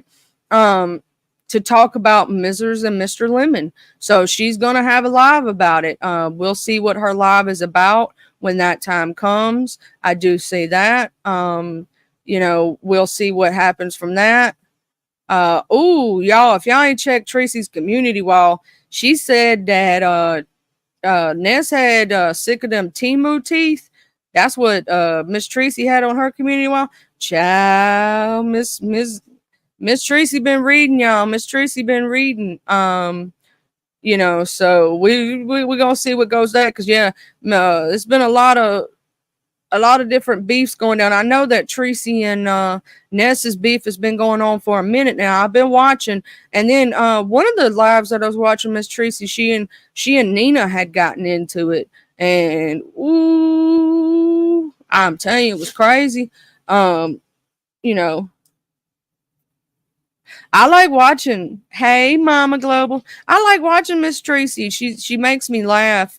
She did do a thing where she showed like what kind of apartment Ness lives in, or supposedly, you know, and she did say that she basically challenged Ness to go from one room to, and the other day Ness did. She went from one room to the next, and then people claim they saw that cockroach whatnot, and some people saying it's the cat's tail. I don't know. I ain't see it, and I ain't saying something I didn't see, and I'm not going to put a jacket on Ness's back that she got roaches. But that's what the sector is saying. That's what the streets are saying, right? Me, myself, and I, unless I see it myself, I'm not confirming nor denying anything until I see it. And y'all, Miss Ness, she blocked me out. I'm guessing because I was over there at Lemons, or maybe I said something wrong, child. She mad at me. She done blocked me out. She was in a chat the other day and I couldn't see her. I'm like, whoo, I done made somebody mad. I done made somebody mad. I'm like, dang it. But you know, it is what it is. And then I'm sitting here trying to see, while I'm over here looking, if I missed anything on the community walls. Now I'll tell y'all, Miss Diva Tomboyish, her community wall is like nobody else's. Like, I'm sorry to anybody else who thinks they're doing the news you can use, even myself. Like, I do a lot of shares, and I'll tell y'all, like, hey, this is salacious. Y'all should come over here and whatnot. But I've been doing that for years. But Miss Diva, oh, Miss Diva, she does it in a way that nobody else can. You know what I'm saying? She does. So, you know, Miss Diva, she's got that community wall on point. I love the way she does it. And she was cutting up yesterday. Miss Diva, you got to do it. You got to do it more often. You got to cut up more often. I love when you cut up. You're hilarious. And for some reason, I was trying to think of, it was funny. If y'all didn't watch the Hood Table the other day, you should go back to watch. Also,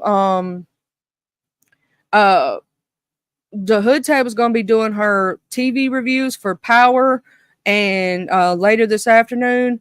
And then they're doing that other one. I'll go in there and I'll like it up. I don't, you know, it's the same thing for Jay Dunn and DC Kool-Aid, and I think it is Mitri that does it with them. They do the Big Brother updates, I think, on Saturday. I think it's Saturday or Sunday. One of the two. And I go over there and I like them all up. The reason I don't say is I don't want no spoilers. I hadn't seen it, and I really can't add to the commentary because I don't know. I don't watch it, but I always do that. Now, I would like to throw this out there. Okay. ODS said he had watched the Monsters thing. I have too, and I know a lot of people in the chat have.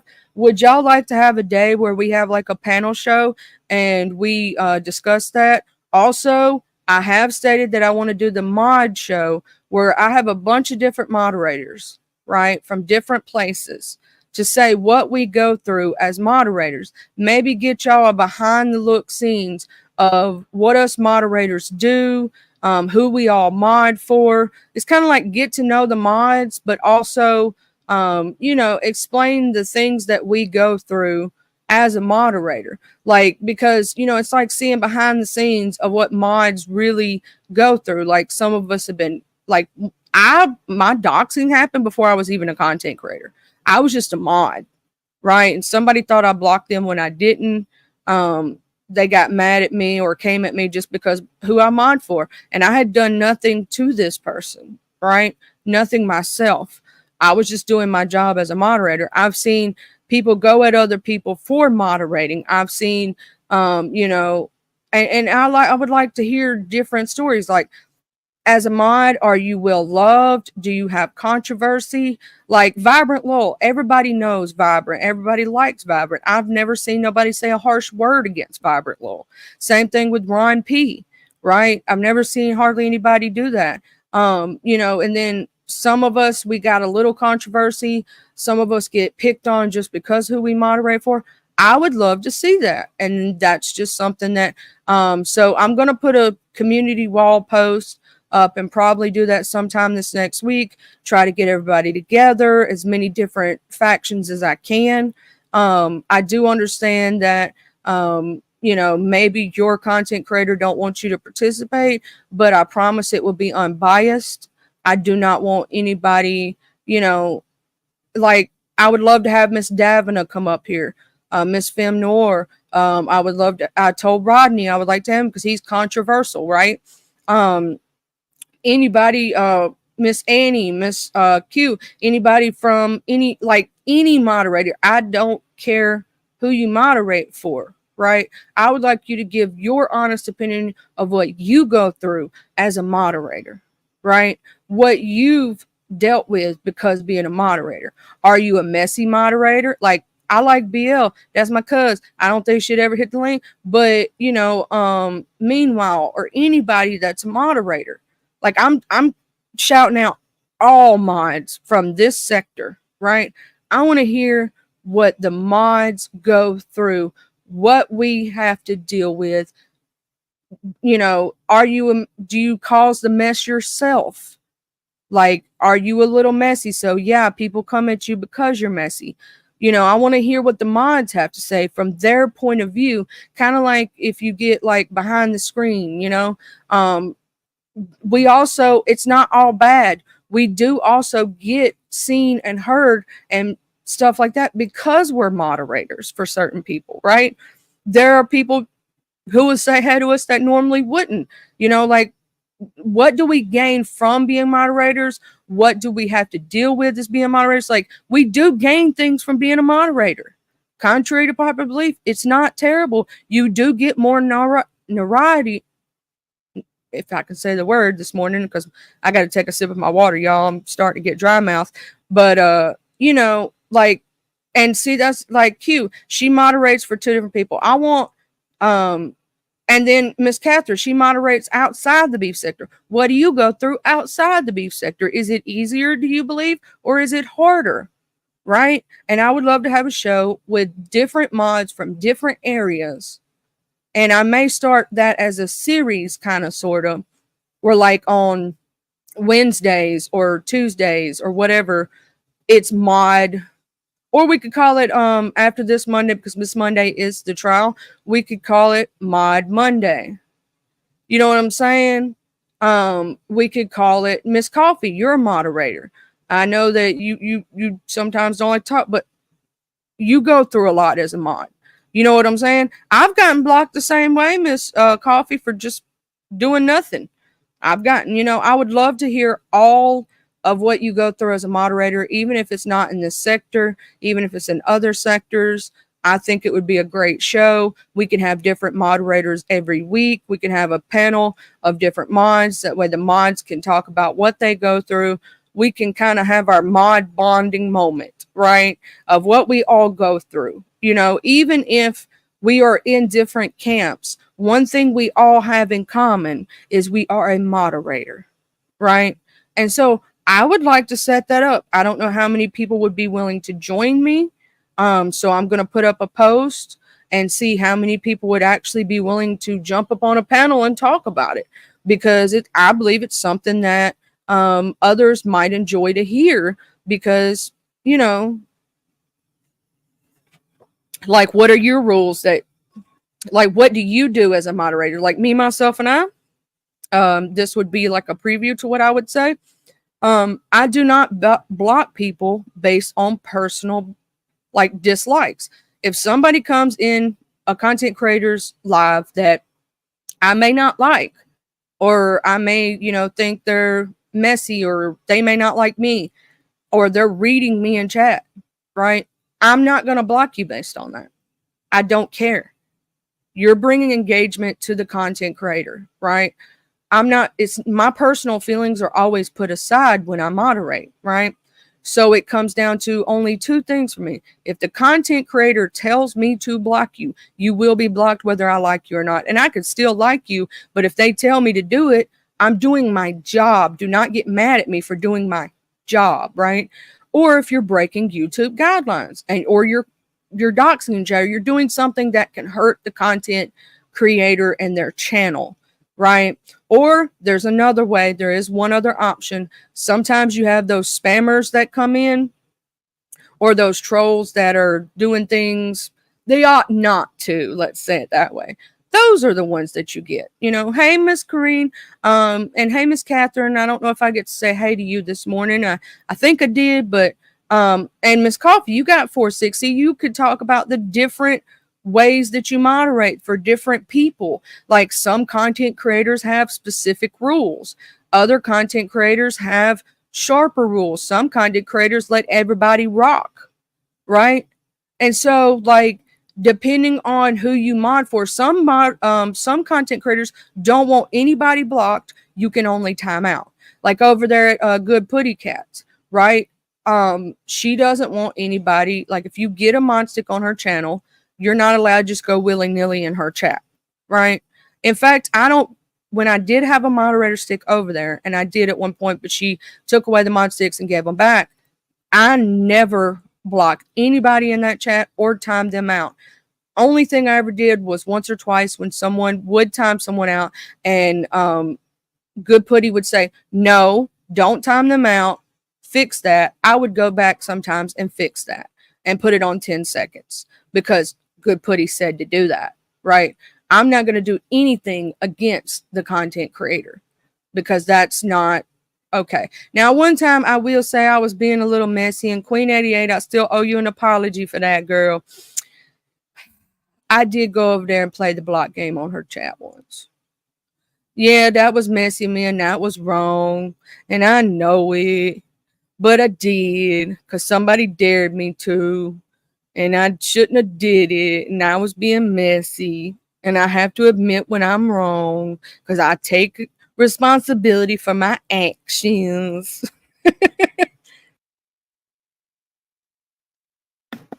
Yo, I'm finna pop this new coffee, this Reese's coffee, and I'm finna tell y'all how good it is or how it is. Like if it's good or if it's terrible, it's good. It's from International Delights Reese's iced coffee. And it comes in a can. That's what y'all just heard. I'm finna try it. We finna find out how good it is. Wait a minute. That might be kind of okay. I don't know. You know how the Reese's Puffs taste, and sometimes you get that aftertaste from the Reese's Puffs. I don't know if y'all ate those. That's what it kind of tastes like to me. But it's actually pretty good. Y'all might like that. Put it on some ice and stuff. I would add a little extra chocolate to it, but that's just me. It does have the peanut buttery flavor. It does taste like Reese's. It kind of tastes like if you took the Reese's Puffs and made a coffee cake out of it, kind of sort of. Let me read right quick and see how much sugar it is for my diabetics here. It does have 36 grams of sugar, and an added includes 29 grams for the whole can. So I will say diabetics, it's not friendly for you, which, I mean, you kind of know that if it don't say zero sugar, but I have to put that out there. It's chock full of sugar. But that may be my one bad habit and why I don't lose so much weight, because other than that, I eat healthy as crap. But I do like my sometimes sugary coffees and stuff, and I only drink one a day, sometimes two, so, you know. But yeah. Oh, so people came at you because you were moderating, and they literally were like attacking you because of that, Miss Corrine? Is that what happened? Because I'm gonna tell you this, I've been attacked for that same reason. Like if we did, you know how like they did in the stands in Mean Girls, how many of you have been attacked by Regina George, right? And everybody raised their hand.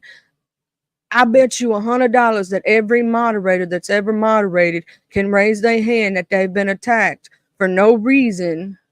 You know what I'm saying? And they didn't do nothing. They didn't do nothing at all. I do miss Allie the Sage, Corrine, also. I haven't seen her in a long time. I remember when she used to be on these streets all the time. I wasn't here when whatever happened with her, to tell you the truth. I remember her from before I left. And I was in and out of the sector for a little while. Like I would pop in, check on people, and then pop back out. Right? Like I would come in, I would check on Bree, I would check on Miss Lady Nika, I would check on Miss Blessed, and then I would pop right back out. You know, but I just wanted to make sure, like I would pop in every once in a while to check on people, you know, and then I would pop right back out. So I didn't really stay long during those periods of time when that happened. So I have no idea what happened to her or anything. And I, you know, if it was for her peace of mind, then I'm happy about that. But I'm Q, I'm the same way. Like here's my thing. I cannot drink just straight black coffee because I have a stomach condition. I don't think she is the Allie that's in chats now. No, I do not. Allie the Sage was a person that was around a long time ago. You know, so she's just not here anymore. She left. That's a different Allie. You know, so, but, you know, and then Cream says she thinks she's a doctor now. Hey, if she went and got her doctorate and she's being a doctor, leave this sector. She's doing what's best for her. She's highly educated. So yes, it is good if she left, because if you have that kind of career, you don't need to be on these YouTube streets, because they will call your job, and you didn't work all those years for that degree to lose a good job like that. You know what I mean?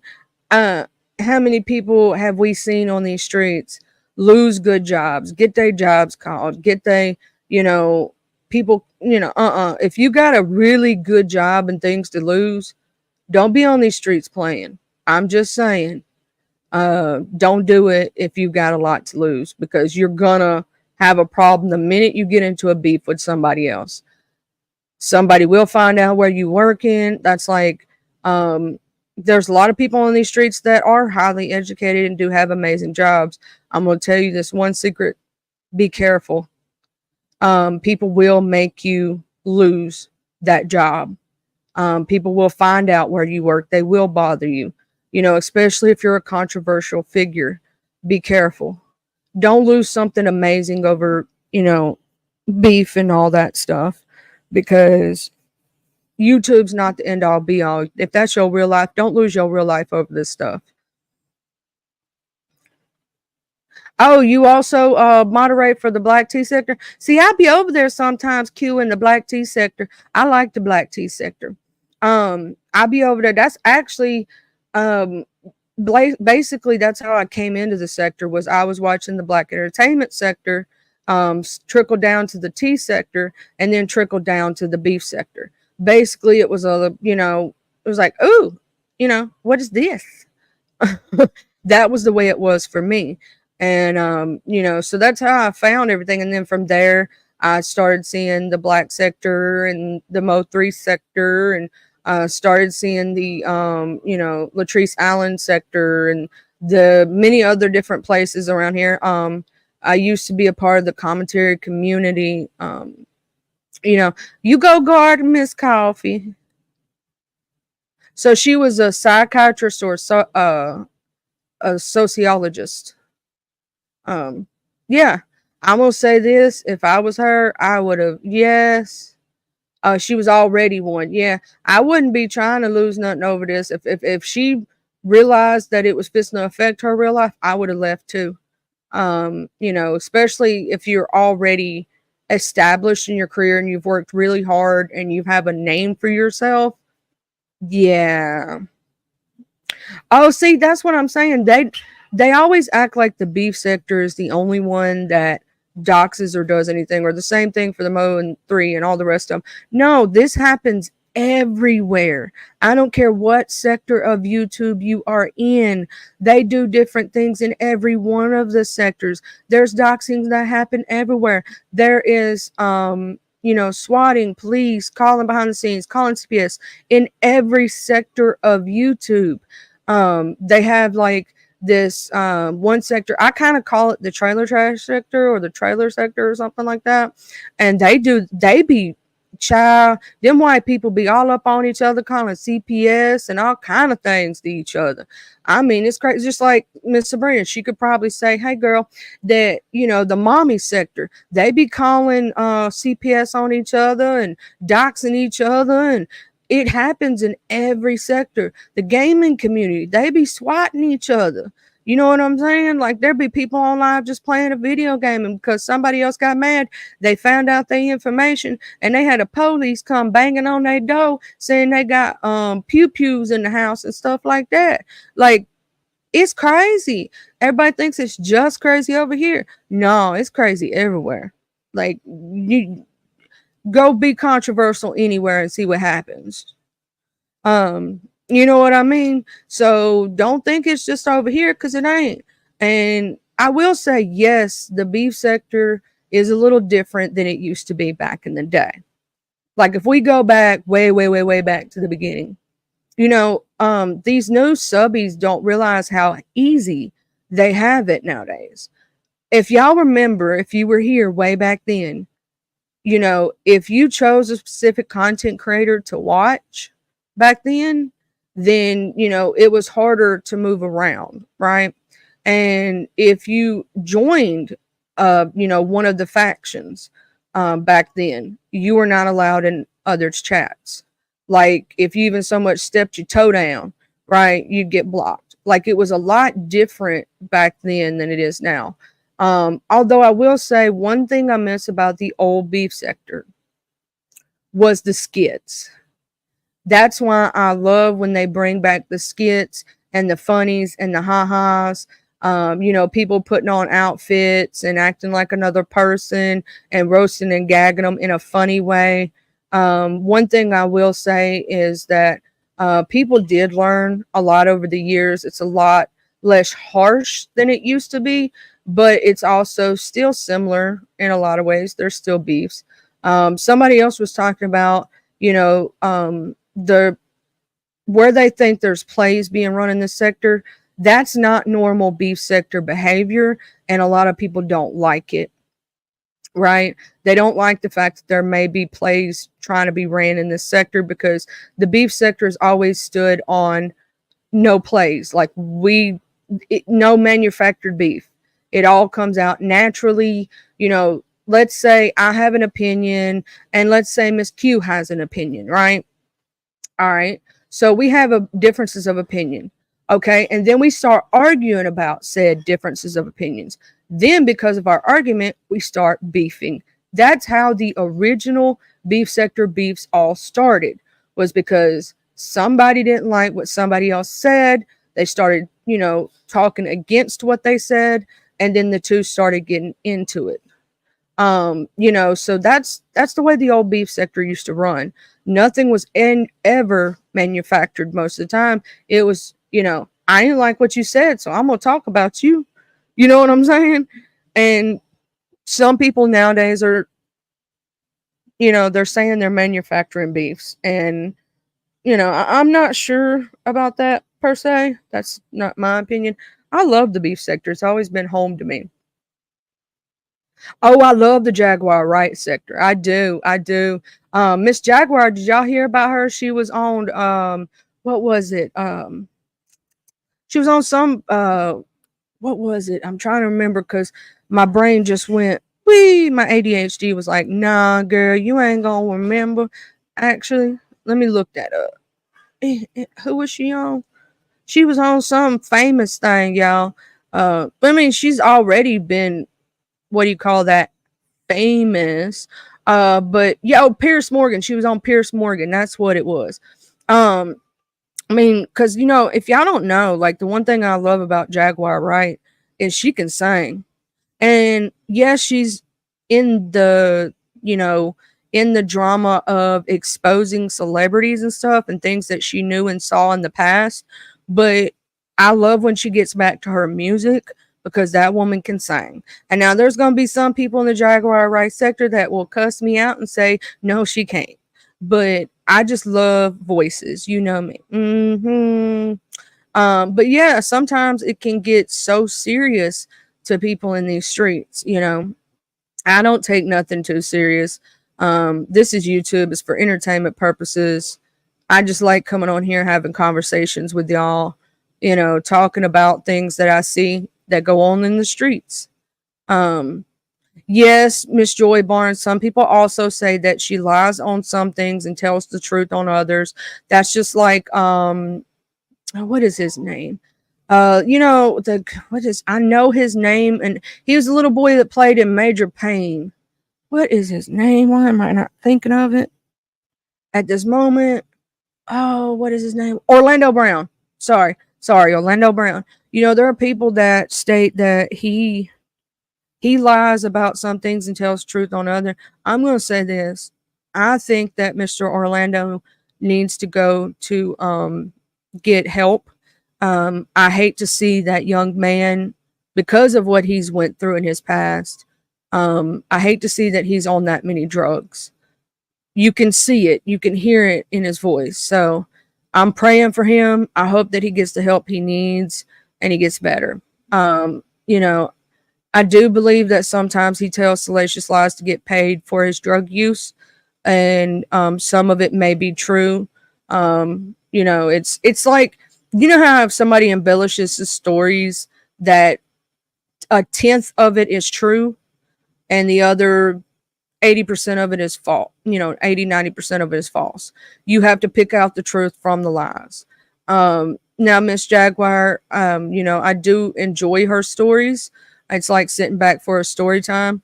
Do I believe everything that every person says? No. I kind of like the person that likes receipts. I want, you know, some kind of proof or evidence, but that's just me. That may not be other people. Like that's why I said, Lemon, if you're listening to this and you're in the clouds, Bubba, drop those receipts.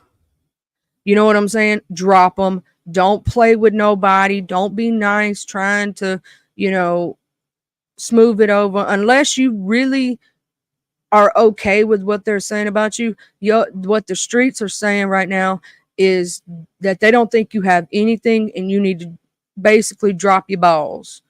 Drop your balls, Lemon. That's what they're saying on the streets, that they think that you don't have any real receipts, that you're just talking out your butt. That's what I've been seeing in different chats, that they think you're playing a game. They think you're doing this, you know, to stretch out content. I'm just telling you what I've been seeing. You know, I like you, Lemon, but they're saying you need to go ahead and drop them receipts. Don't play with it. And don't play with them playing with you. Let it go. You know what I'm saying? Yeah, Miss Joy, I believe the same thing. Orlando needs help. But yeah, Lemon, they're saying that you need to drop your balls, Bubba. Drop them. And Ness, if you got anything, drop yours. You know, I don't know how you would say that in a female way, to drop your balls. I guess you could drop hers too. But you know, they're basically wanting y'all both, if you got anything on each other, to let it all out in one big setting and move on from this topic to a new one. That's what the streets are saying. They're tired of hearing about Vegas. They want to hear something new. They want something salacious. You know how the beef sector is, right? They want it all out on the table at one time. They don't want to play that game of he said, she said, now we said. Joy Barnes, that's hilarious. He don't need receipts. He got Krista. Now you know that just Krista said she won't Lemon now. She want that thing. He gonna back it up. Here in about 30 minutes, she's gonna be going live. And she's going to talk about it. She's going to talk about Mr. and Mrs. Lemon and where they're going to go from here. I don't know if they've had that conversation or not. If they talked about it, you know. I like to hear side A, side B, and side C.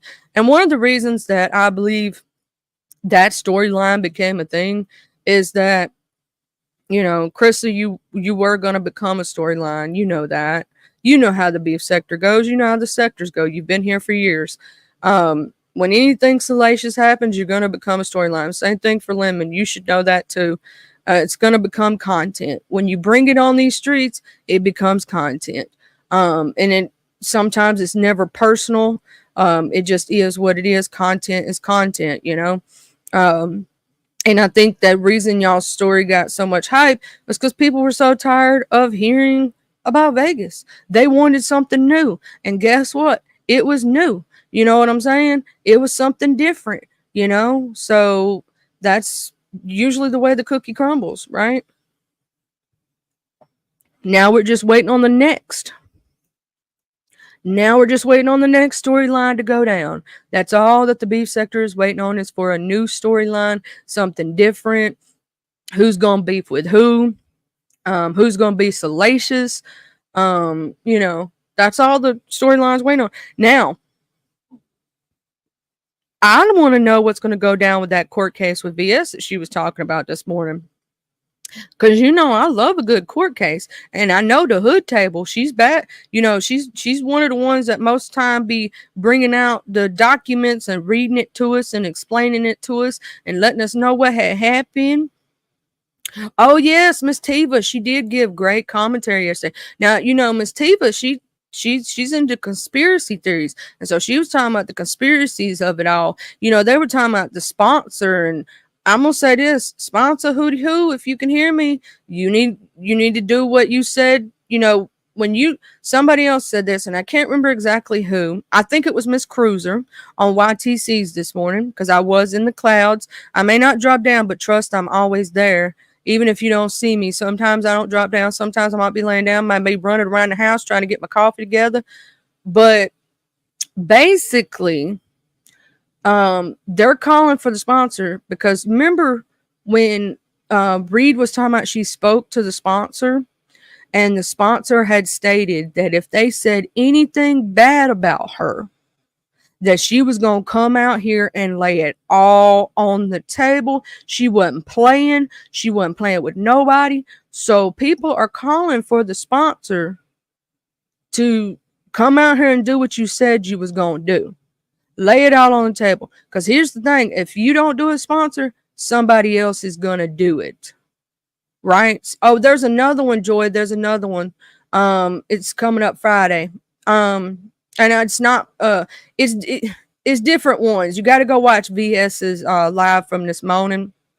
It's the thing that happened, if you remember what happened the night at Walmart Gate. We're going to call it Walmart Gate. That's what that court case is over. So I think it's just coming up Friday is Walmart Gate court case. And I think it was Friday, if I'm not mistaken. We're going to figure out what happens with that. So I'm going to call that Walmart Gate. Because I'm not going to like bring up too much that has to do with a legal case. Because, you know, that's legal. Not until after the case is over with. Then I don't mind bringing it up. Because I'm not going to speak on something until, you know, it happens. And that's not my story to tell per se. I will tell part of it, but you know, there's a lot with that one that, you know. But anyway, so we got that going on. Where was I at in my brain? Yeah, my ADHD. Hey James, good morning.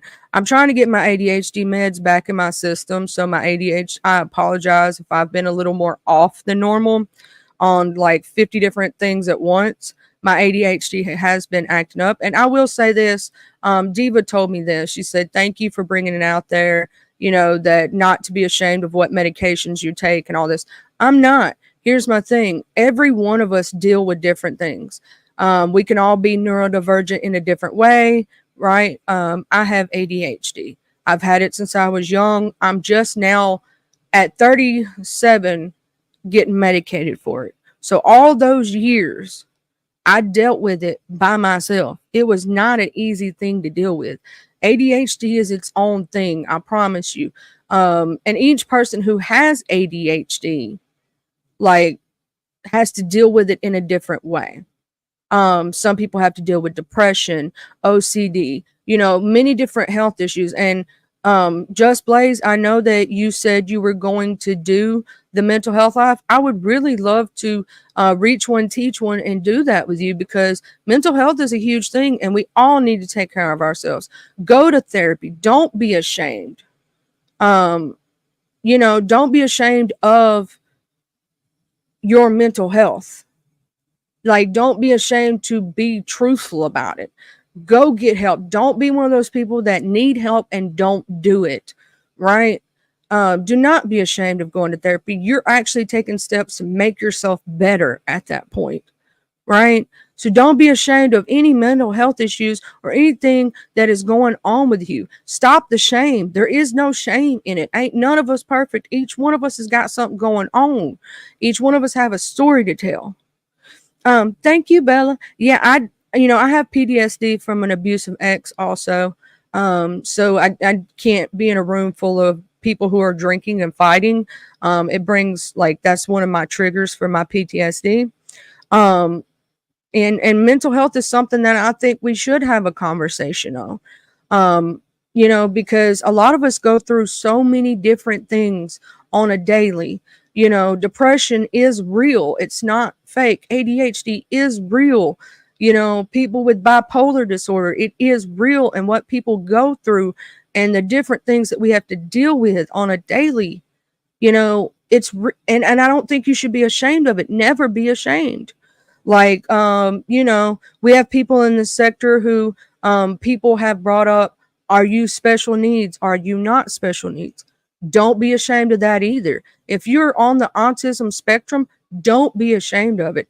If your IQ level might be lower than somebody else's, don't be ashamed of it. Like, be who you are and be happy in your shoes, right? Don't be ashamed of anything that's going on in your life, because every person is different for a reason. We're not supposed to be exactly the same. God made you just the way you are, and you are perfectly yourself. You don't have to try to be unique. You already are. There will never be another you in this universe. There will never be another Miss Tracy's World.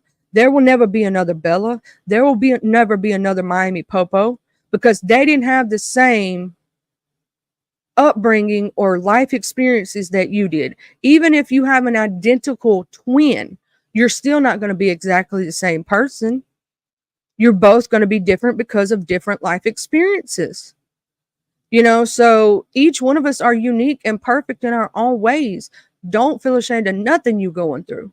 And I do hate the R word, Miami Popo, and let me explain to you why.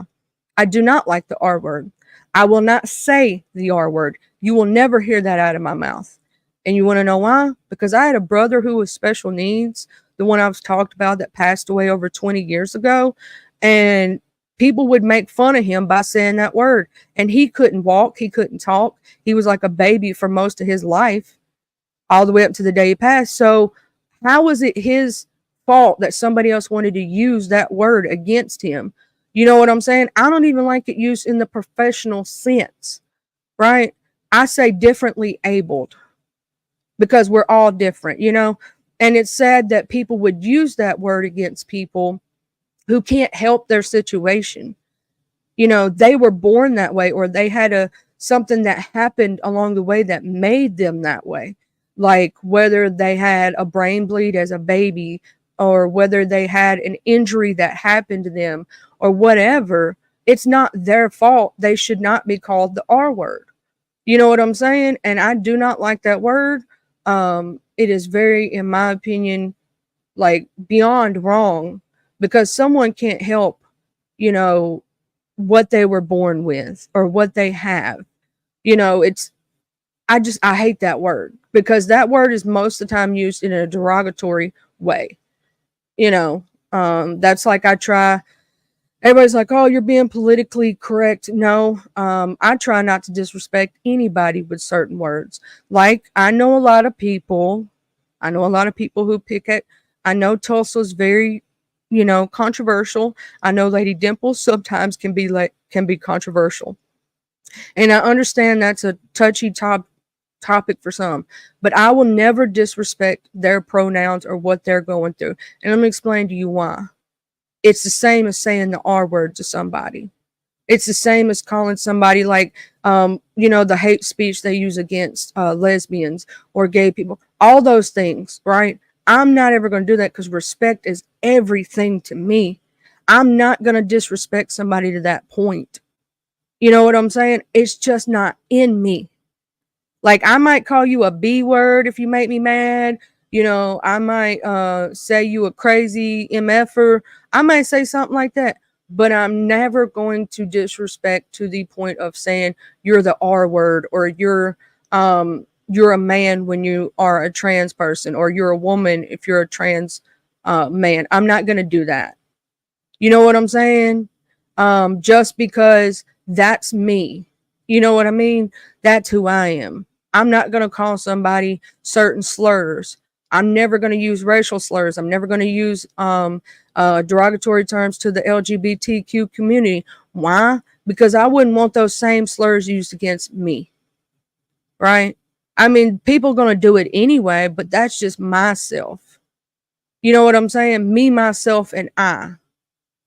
That's what my choices in life are. I can't tell anybody else how to be. I can't tell anybody else how to fight.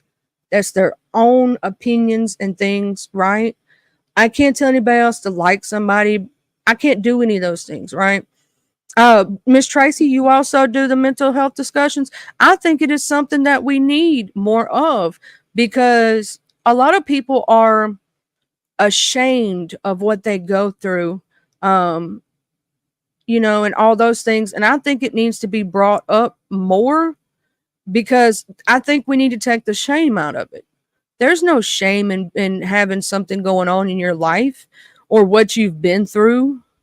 I do Miami Popo quite often.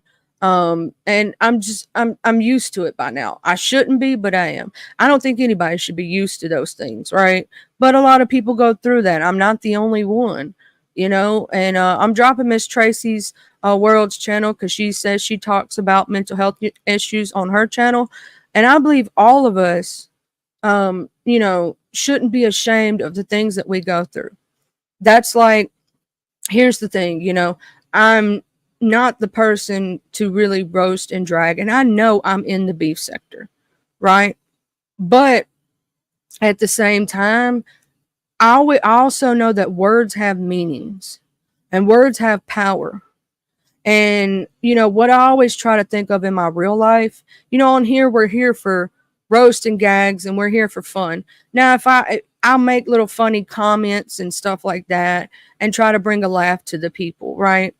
I'm not doing it in a malicious way. And I'm going to explain to you why. I would hate to think that my words were the reason somebody else unalived themselves. I couldn't stand the thought that maybe that was, for me, what had happened. And so I do know that words have power. Now, can I, be funny and go after somebody if I had to? Yes. Would I do it in a malicious way? No. It's never going to be malicious coming from me. It's going to be funny. Oh, that's a good one, Miss Catherine. Wellness Wednesdays. We can do Wellness Wednesdays and dealing with all things health, because that's true. Also, I've noticed a lot of people don't know anything about like liver health, kidney health. Some people do, some people don't. So bringing out things like some people didn't know what cerebral palsy was. I'm an advocate for that, because both my brother and my son have it, both in different ways. My brother had it in a more severe way. My son has it mildly. His was only affected his legs. His was physical for him. His had no mental involvement. Now, my brother's, on the other hand, did. My brother's was mostly to the point that he couldn't walk, he couldn't talk. It interfered with the entire specific hemisphere of the brain. What a lot of people don't know about and CP is they have not linked it to cerebral palsy. They have not linked it to hereditary, but having like premature labor, which is one of the causes of cerebral palsy sometimes, has been linked to hereditary. So yes, that's why you'll see that in a lot of families, that some you'll see like different, like some families that have 2 or 3 people in their family with it. If you go back and really look at it, most likely there was premature birth in all those cases, or some kind of birth injury. That's basically cerebral palsy is a brain bleed, basically, and or part of the brain did not develop correctly. Most of the time, it is a birth injury, or it is from like they were born extremely premature, so there's white spots on the brain. That's what happened with my son. He was born at 27 weeks. Actually 28, because I was in the hospital for a week. I always forget I was in the hospital for a week.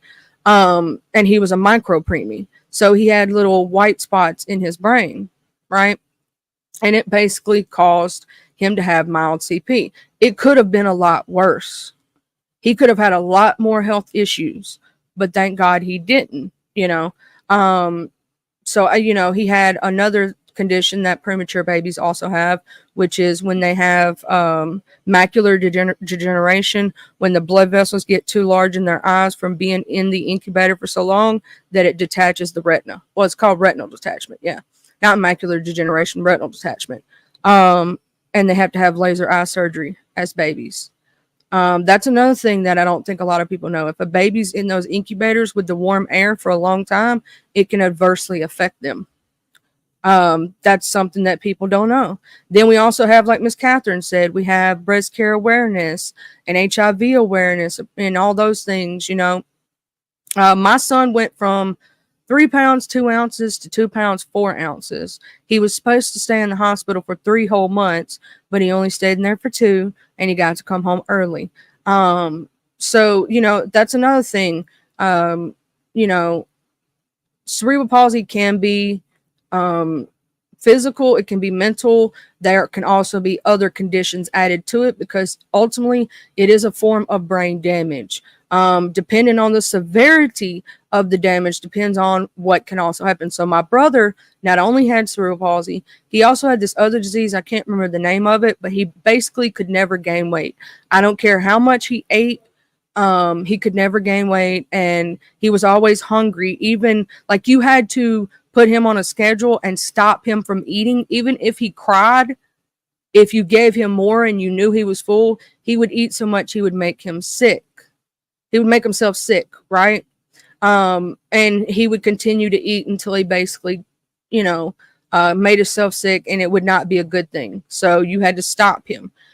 He did not feel hunger pains. He did not feel, you know, a lot of pain and stuff like that. He had epilepsy. He had grand mal seizures. So there's a lot of things that can go into different health things. So I do believe that bringing up health as wealth on Wednesdays would be great. Thank you for that idea, Miss Catherine, because I do believe that a lot of people want to learn and know things about, you know, that could be something instead of a, you know, a case bringing up on Wednesdays after we figure out if there's any mess going on, right? We put a mess with the message, because I love putting a mess with the message and helping people. That's just my heart. I've always loved helping people. Like, I'm the friend that would stay up with you to 3 o'clock in the morning, 4 o'clock in the morning, if I knew you were feeling the feelings of wanting to unalive yourself. I have done it with many, many, many friends. And I don't expect anything back from it, if that makes sense. Does it touch my heart when they tell me 5-10 years down the road, you know, if it hadn't have been for you, I wouldn't be here? Yes, it does. But that's not the reason why I'm staying up. It's because if I can save a life, I'm going to try. I'm going to try my dangest, right? If you're reaching out for help and you're really needing it, I'm going to try, you know. See, Miami Popo can give diabetes, and James could give on aortic stenosis and chronic prostatitis. That's a thing that people go through. You know, my mom and dad are both diabetic. I have a best friend, Miami Popo, who has been, she got juvenile diabetes when she was 9 years old. And she's had to deal with that for most of her life.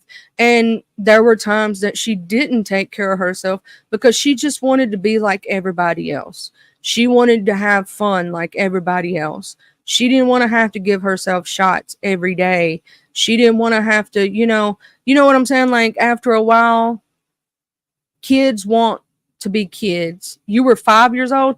She found out when she was, I think, 8 or 9. It started before then, but they really, finally got her figuring out what was going on. She's the type of diabetic who is insulin resistant. So her body creates no insulin whatsoever.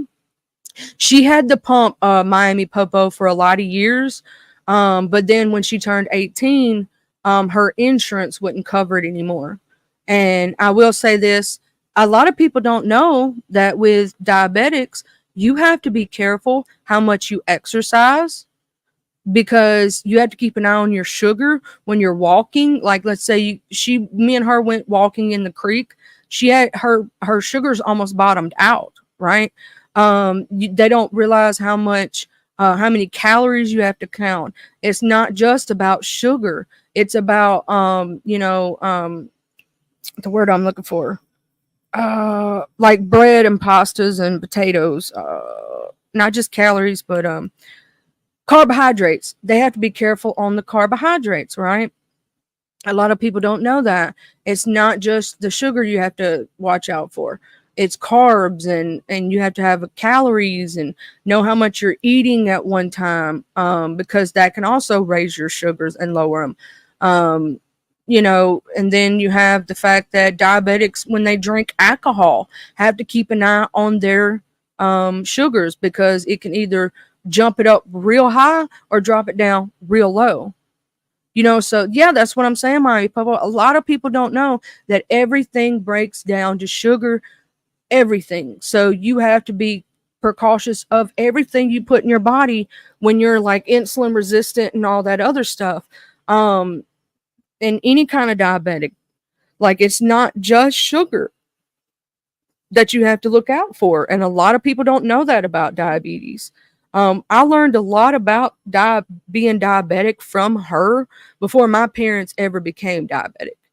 I learned a lot about it from her. When she got the pump, she loved it. Now, they got them new ones that can check your sugar and give you insulin and all that other stuff. And I know so many diabetics who would love that, because they're tired of the finger pricks. They're tired of the shots. You know what I'm saying? Their fingers are hurting. They got those new ones where you don't have to put it in but every so many days or something, and you can scan it and it'll tell you what your blood sugars are.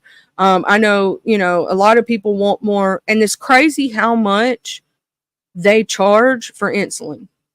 Go get a bottle of insulin and see how much that stuff. It's like $1,000 or more for the cheapest one you can get.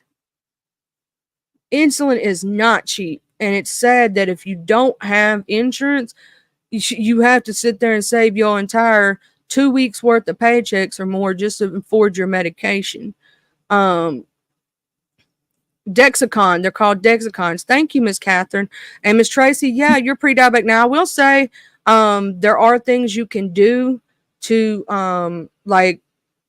cut out things to help your pre-diabetes where it won't turn into full-blown. If you like sugar and anything, start using the alternatives to sugar, like stevia or Trivia or something like that, which whenever you like better. See, Miami Popo has the Dexcom in their arm. I know a lot of people who want that, and some insurances don't cover, and it just makes it a lot easier. Hey, C, Sarah, how are you doing? We're talking about, diabetes and different things. Yours is always, Miss Tracy, let me tell you something. If yours is always low, you can go to Walmart or pretty much any CVS, and they have these little packets, right? To where it'll help raise up your sugar, and they have the little chewables that will also help raise your sugar. I had a friend she was always on the low spectrum of her diabetes, where hers was always bottoming out, and she told us if she ever passed out, where her medication was to be able to give it to her. It's hypoglycemic. Thank you, Catherine. Miss Catherine, the hypoglycemia, she always had the medications on her. So we knew where it was to give it to her in case she passed out. So, Miss Tracy, they do sell at most places these little packets that are specifically made for that you should carry around with you, and make sure that you get you one of those little armbands that say that you're a low diabetic. So if somebody sees you pass out, they can give it to you. And it'll help raise up your sugar. Yeah, and then Miami Pubbo said just carry a squeeze tube of lemon flavored icing is the best. For some reason, the lemon flavor is the best. A tube of icing, like the cake icing, that the little tubes you get. They also do sell those little packets, though, Miami Pubbo. I don't know if you know that, in the diabetic aisle. My mom has some, so if hers ever bottoms out, we, can get her back up to what it should be. And it would be cool if people carried around, because you can buy them at like Walmart for real cheap with the test strips and stuff. Like if people kept those little testers for people's sugars and kept them in like how they'll keep 911 bags, for emergencies, to keep one of those on hand. Because you never know when somebody might be diabetic and you may be the reason their life is saved. It's the roll-on version, Miss Tracy, and it's at Walmart. Let me actually see if I can bring it up for you right quick. Let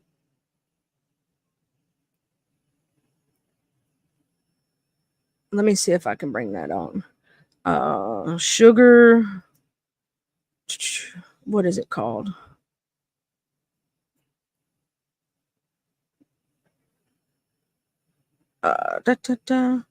I'm trying to figure out what the name, because my mom has a little packet up, but she keeps it in her little, she has basically a bag that she carries around for her diabetes.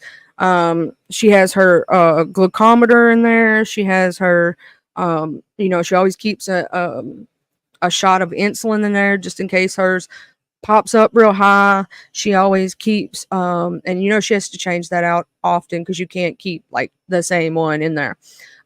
She always has like the little sugar tablet. She also has the little packet that has like it's liquid, so that you can put it down her throat if you had to and get her to swallow it.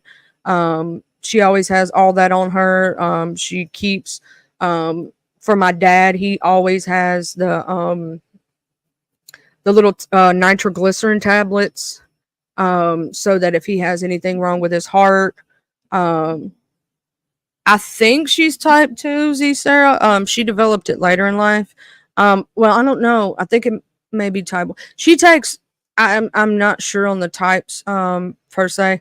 I know my dad, his is controlled now. He just takes the pills and he's okay. No, but my mom, she has to take 3 shots a day. Yeah, I thought it was type 2. They're both type 2. Because type 1 is, if I'm not mistaken, when you develop it earlier in life, and it's because of, uncontrolled reasons. Type 2 is the one that, happens after you reach a certain age that a lot of people actually develop. I've also heard about people keeping the Narcan kits in their car. I think it would also be good for people to keep stuff like, the little sugar tablets, because they never go bad. Keep a glucometer in their car. Hey, Coriel lover, to help people. And like nitroglycerin, if you have or aspirin for people who can't get in contact with nitroglycerin, you can keep aspirin. And if you see somebody you think's having a heart attack, you smash up 2 aspirin and get them, get them to chew 2 aspirin, or if they can't chew, get 2 aspirin in them, because it can save their lives. People who are having heart conditions, stroke and all that, it can help, especially if they're, having a blood clot moment or whatnot.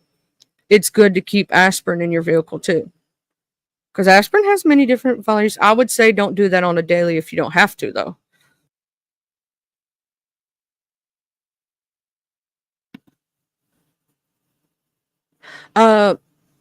Okay, Z Sarah, if you need any help, inbox her. Okay. My dad, he takes the It's Farxiga, and he now his blood sugars are controlled. Yeah, that's what I was saying, Miss Catherine. Type 1 is usually juvenile diabetes. The person was usually born with it, and type 2 is they developed it later in life. But yeah, both my parents are type 2. I've only known, besides you now, Miami Popo, one other person who had type 1, which was my best friend that I grew up with in high school. She had it since she was 9. I think she was 8 or 9, and when she got diagnosed, and so she's had to deal with a lot, and the fact that she's completely insulin resistant, which means her body doesn't produce any insulin. That means she will be basically stuck on it for the rest of her life and have to deal with it. Yeah, type 1 cannot be reversed. Type 2 can. My dad went from having to take the shot all the time. He cut out all sugars, watches his carbs, does all that. He takes the medication now, and he does not have to take shots anymore. Now, my mom, on the other hand, she's on 3 shots a day. They didn't put her on any medications.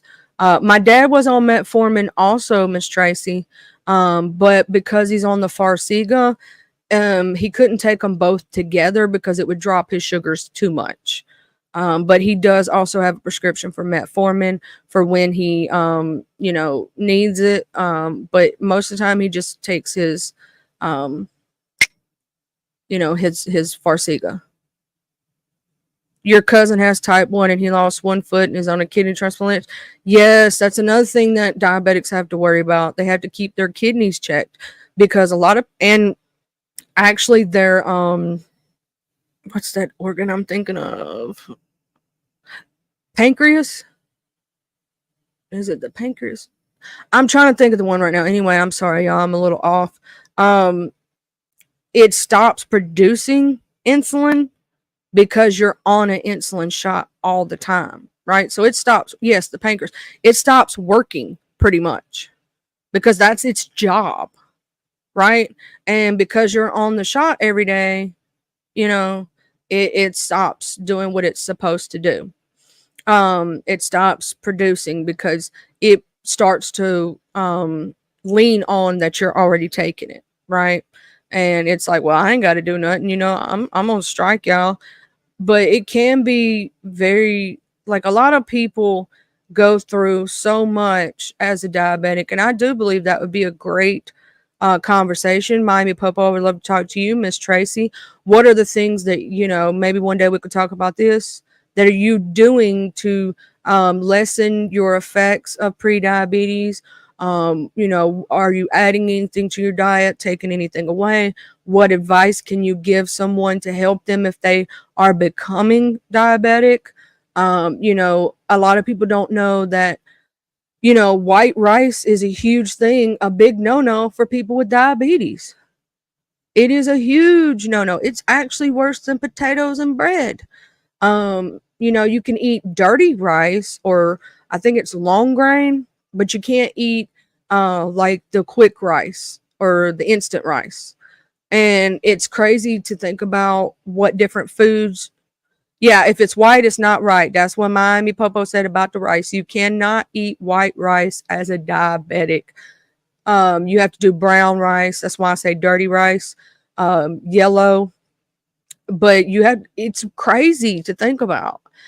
All the different food groups that you have to look out for and all the things you have to go through, and so I would like to do that one day and all of us have a conversation about it. I think it would be great. So yeah, we're going to start a thing on Wednesdays called Wellness Wednesdays. So after we get done, and I'm going to do a community post, and probably do a poll to see which topic will be the first Wellness Wednesday. Miss Z Sarah, you can come up too and tell how people can reverse said things. All those things. Like, I believe that all of us having this conversation would be a good idea. about Wellness Wednesdays. So we're going to start doing Wellness Wednesdays after we talk about the mess a little bit, because y'all know we got to be a little bit messy, right? We got to know what's going on in the sector. So I think, I'm thinking between diabetes, mental health, or and I'll put like other and let people comment what they think other, and then we'll choose from there. I'll let y'all make the choice of what y'all want the first Wellness Wednesday to be good.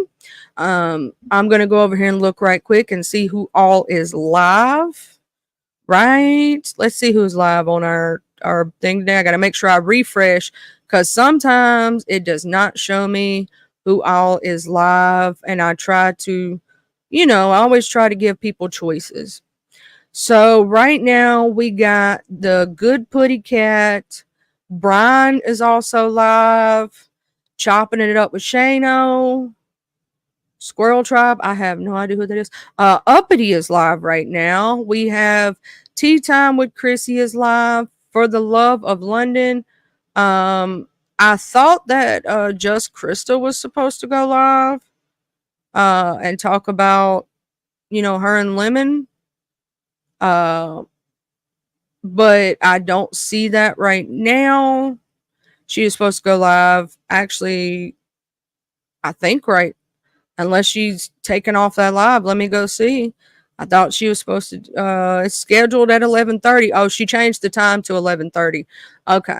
So she's supposed to be live at 11:30. Uppity's live right now. Brian's live. The Good Putty Cat, over there in the Mode 3. Those are who are live right now that I can see. Is there anybody else live that y'all know of that people may want to go to right this minute? Because that's who I see over there. That's who I see is live at this moment. If there's, hey, T Royal Gaming. And I hope everybody has an amazing day, and I hope that y'all enjoyed your time over here and that we have a little fun. And for the rest of your day, I hope it goes very well. We're going to see what's happening on these streets today. And that's who I see live right now. So if y'all want to go to any of their lives, I always try to put out everybody. Y'all have a blessed day, and I love y'all. Ain't nothing you can do about it. I'm stealing that. I stole that, if y'all want to know, from Sislo. She's amazing. She'll be over at the Hood Table. She's got her own channel. She always says, I love you and ain't nothing you can do about it. I love her to death. She's amazing. Just like my Choreo. My Choreo knows it. I enjoyed all my time with y'all too and having this conversation. But I do thank you so much, Miss Catherine, for Wellness Wednesdays, and everybody in the chat who thought that it might be a good idea. We will start doing Wellness Wednesdays. And we might play around with the mess if there's something crazy going on Wednesdays, but we still gonna have the wellness. And y'all have a blessed day, and I will speak to y'all later. Bye. Bye, Room Shaker.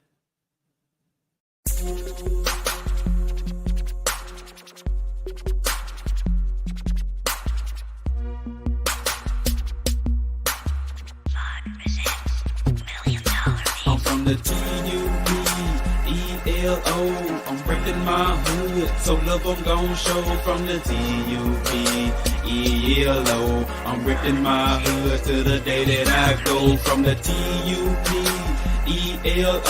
I'm reppin' my hood, so love I'm gon' show. From the T-U-B-E-L-O.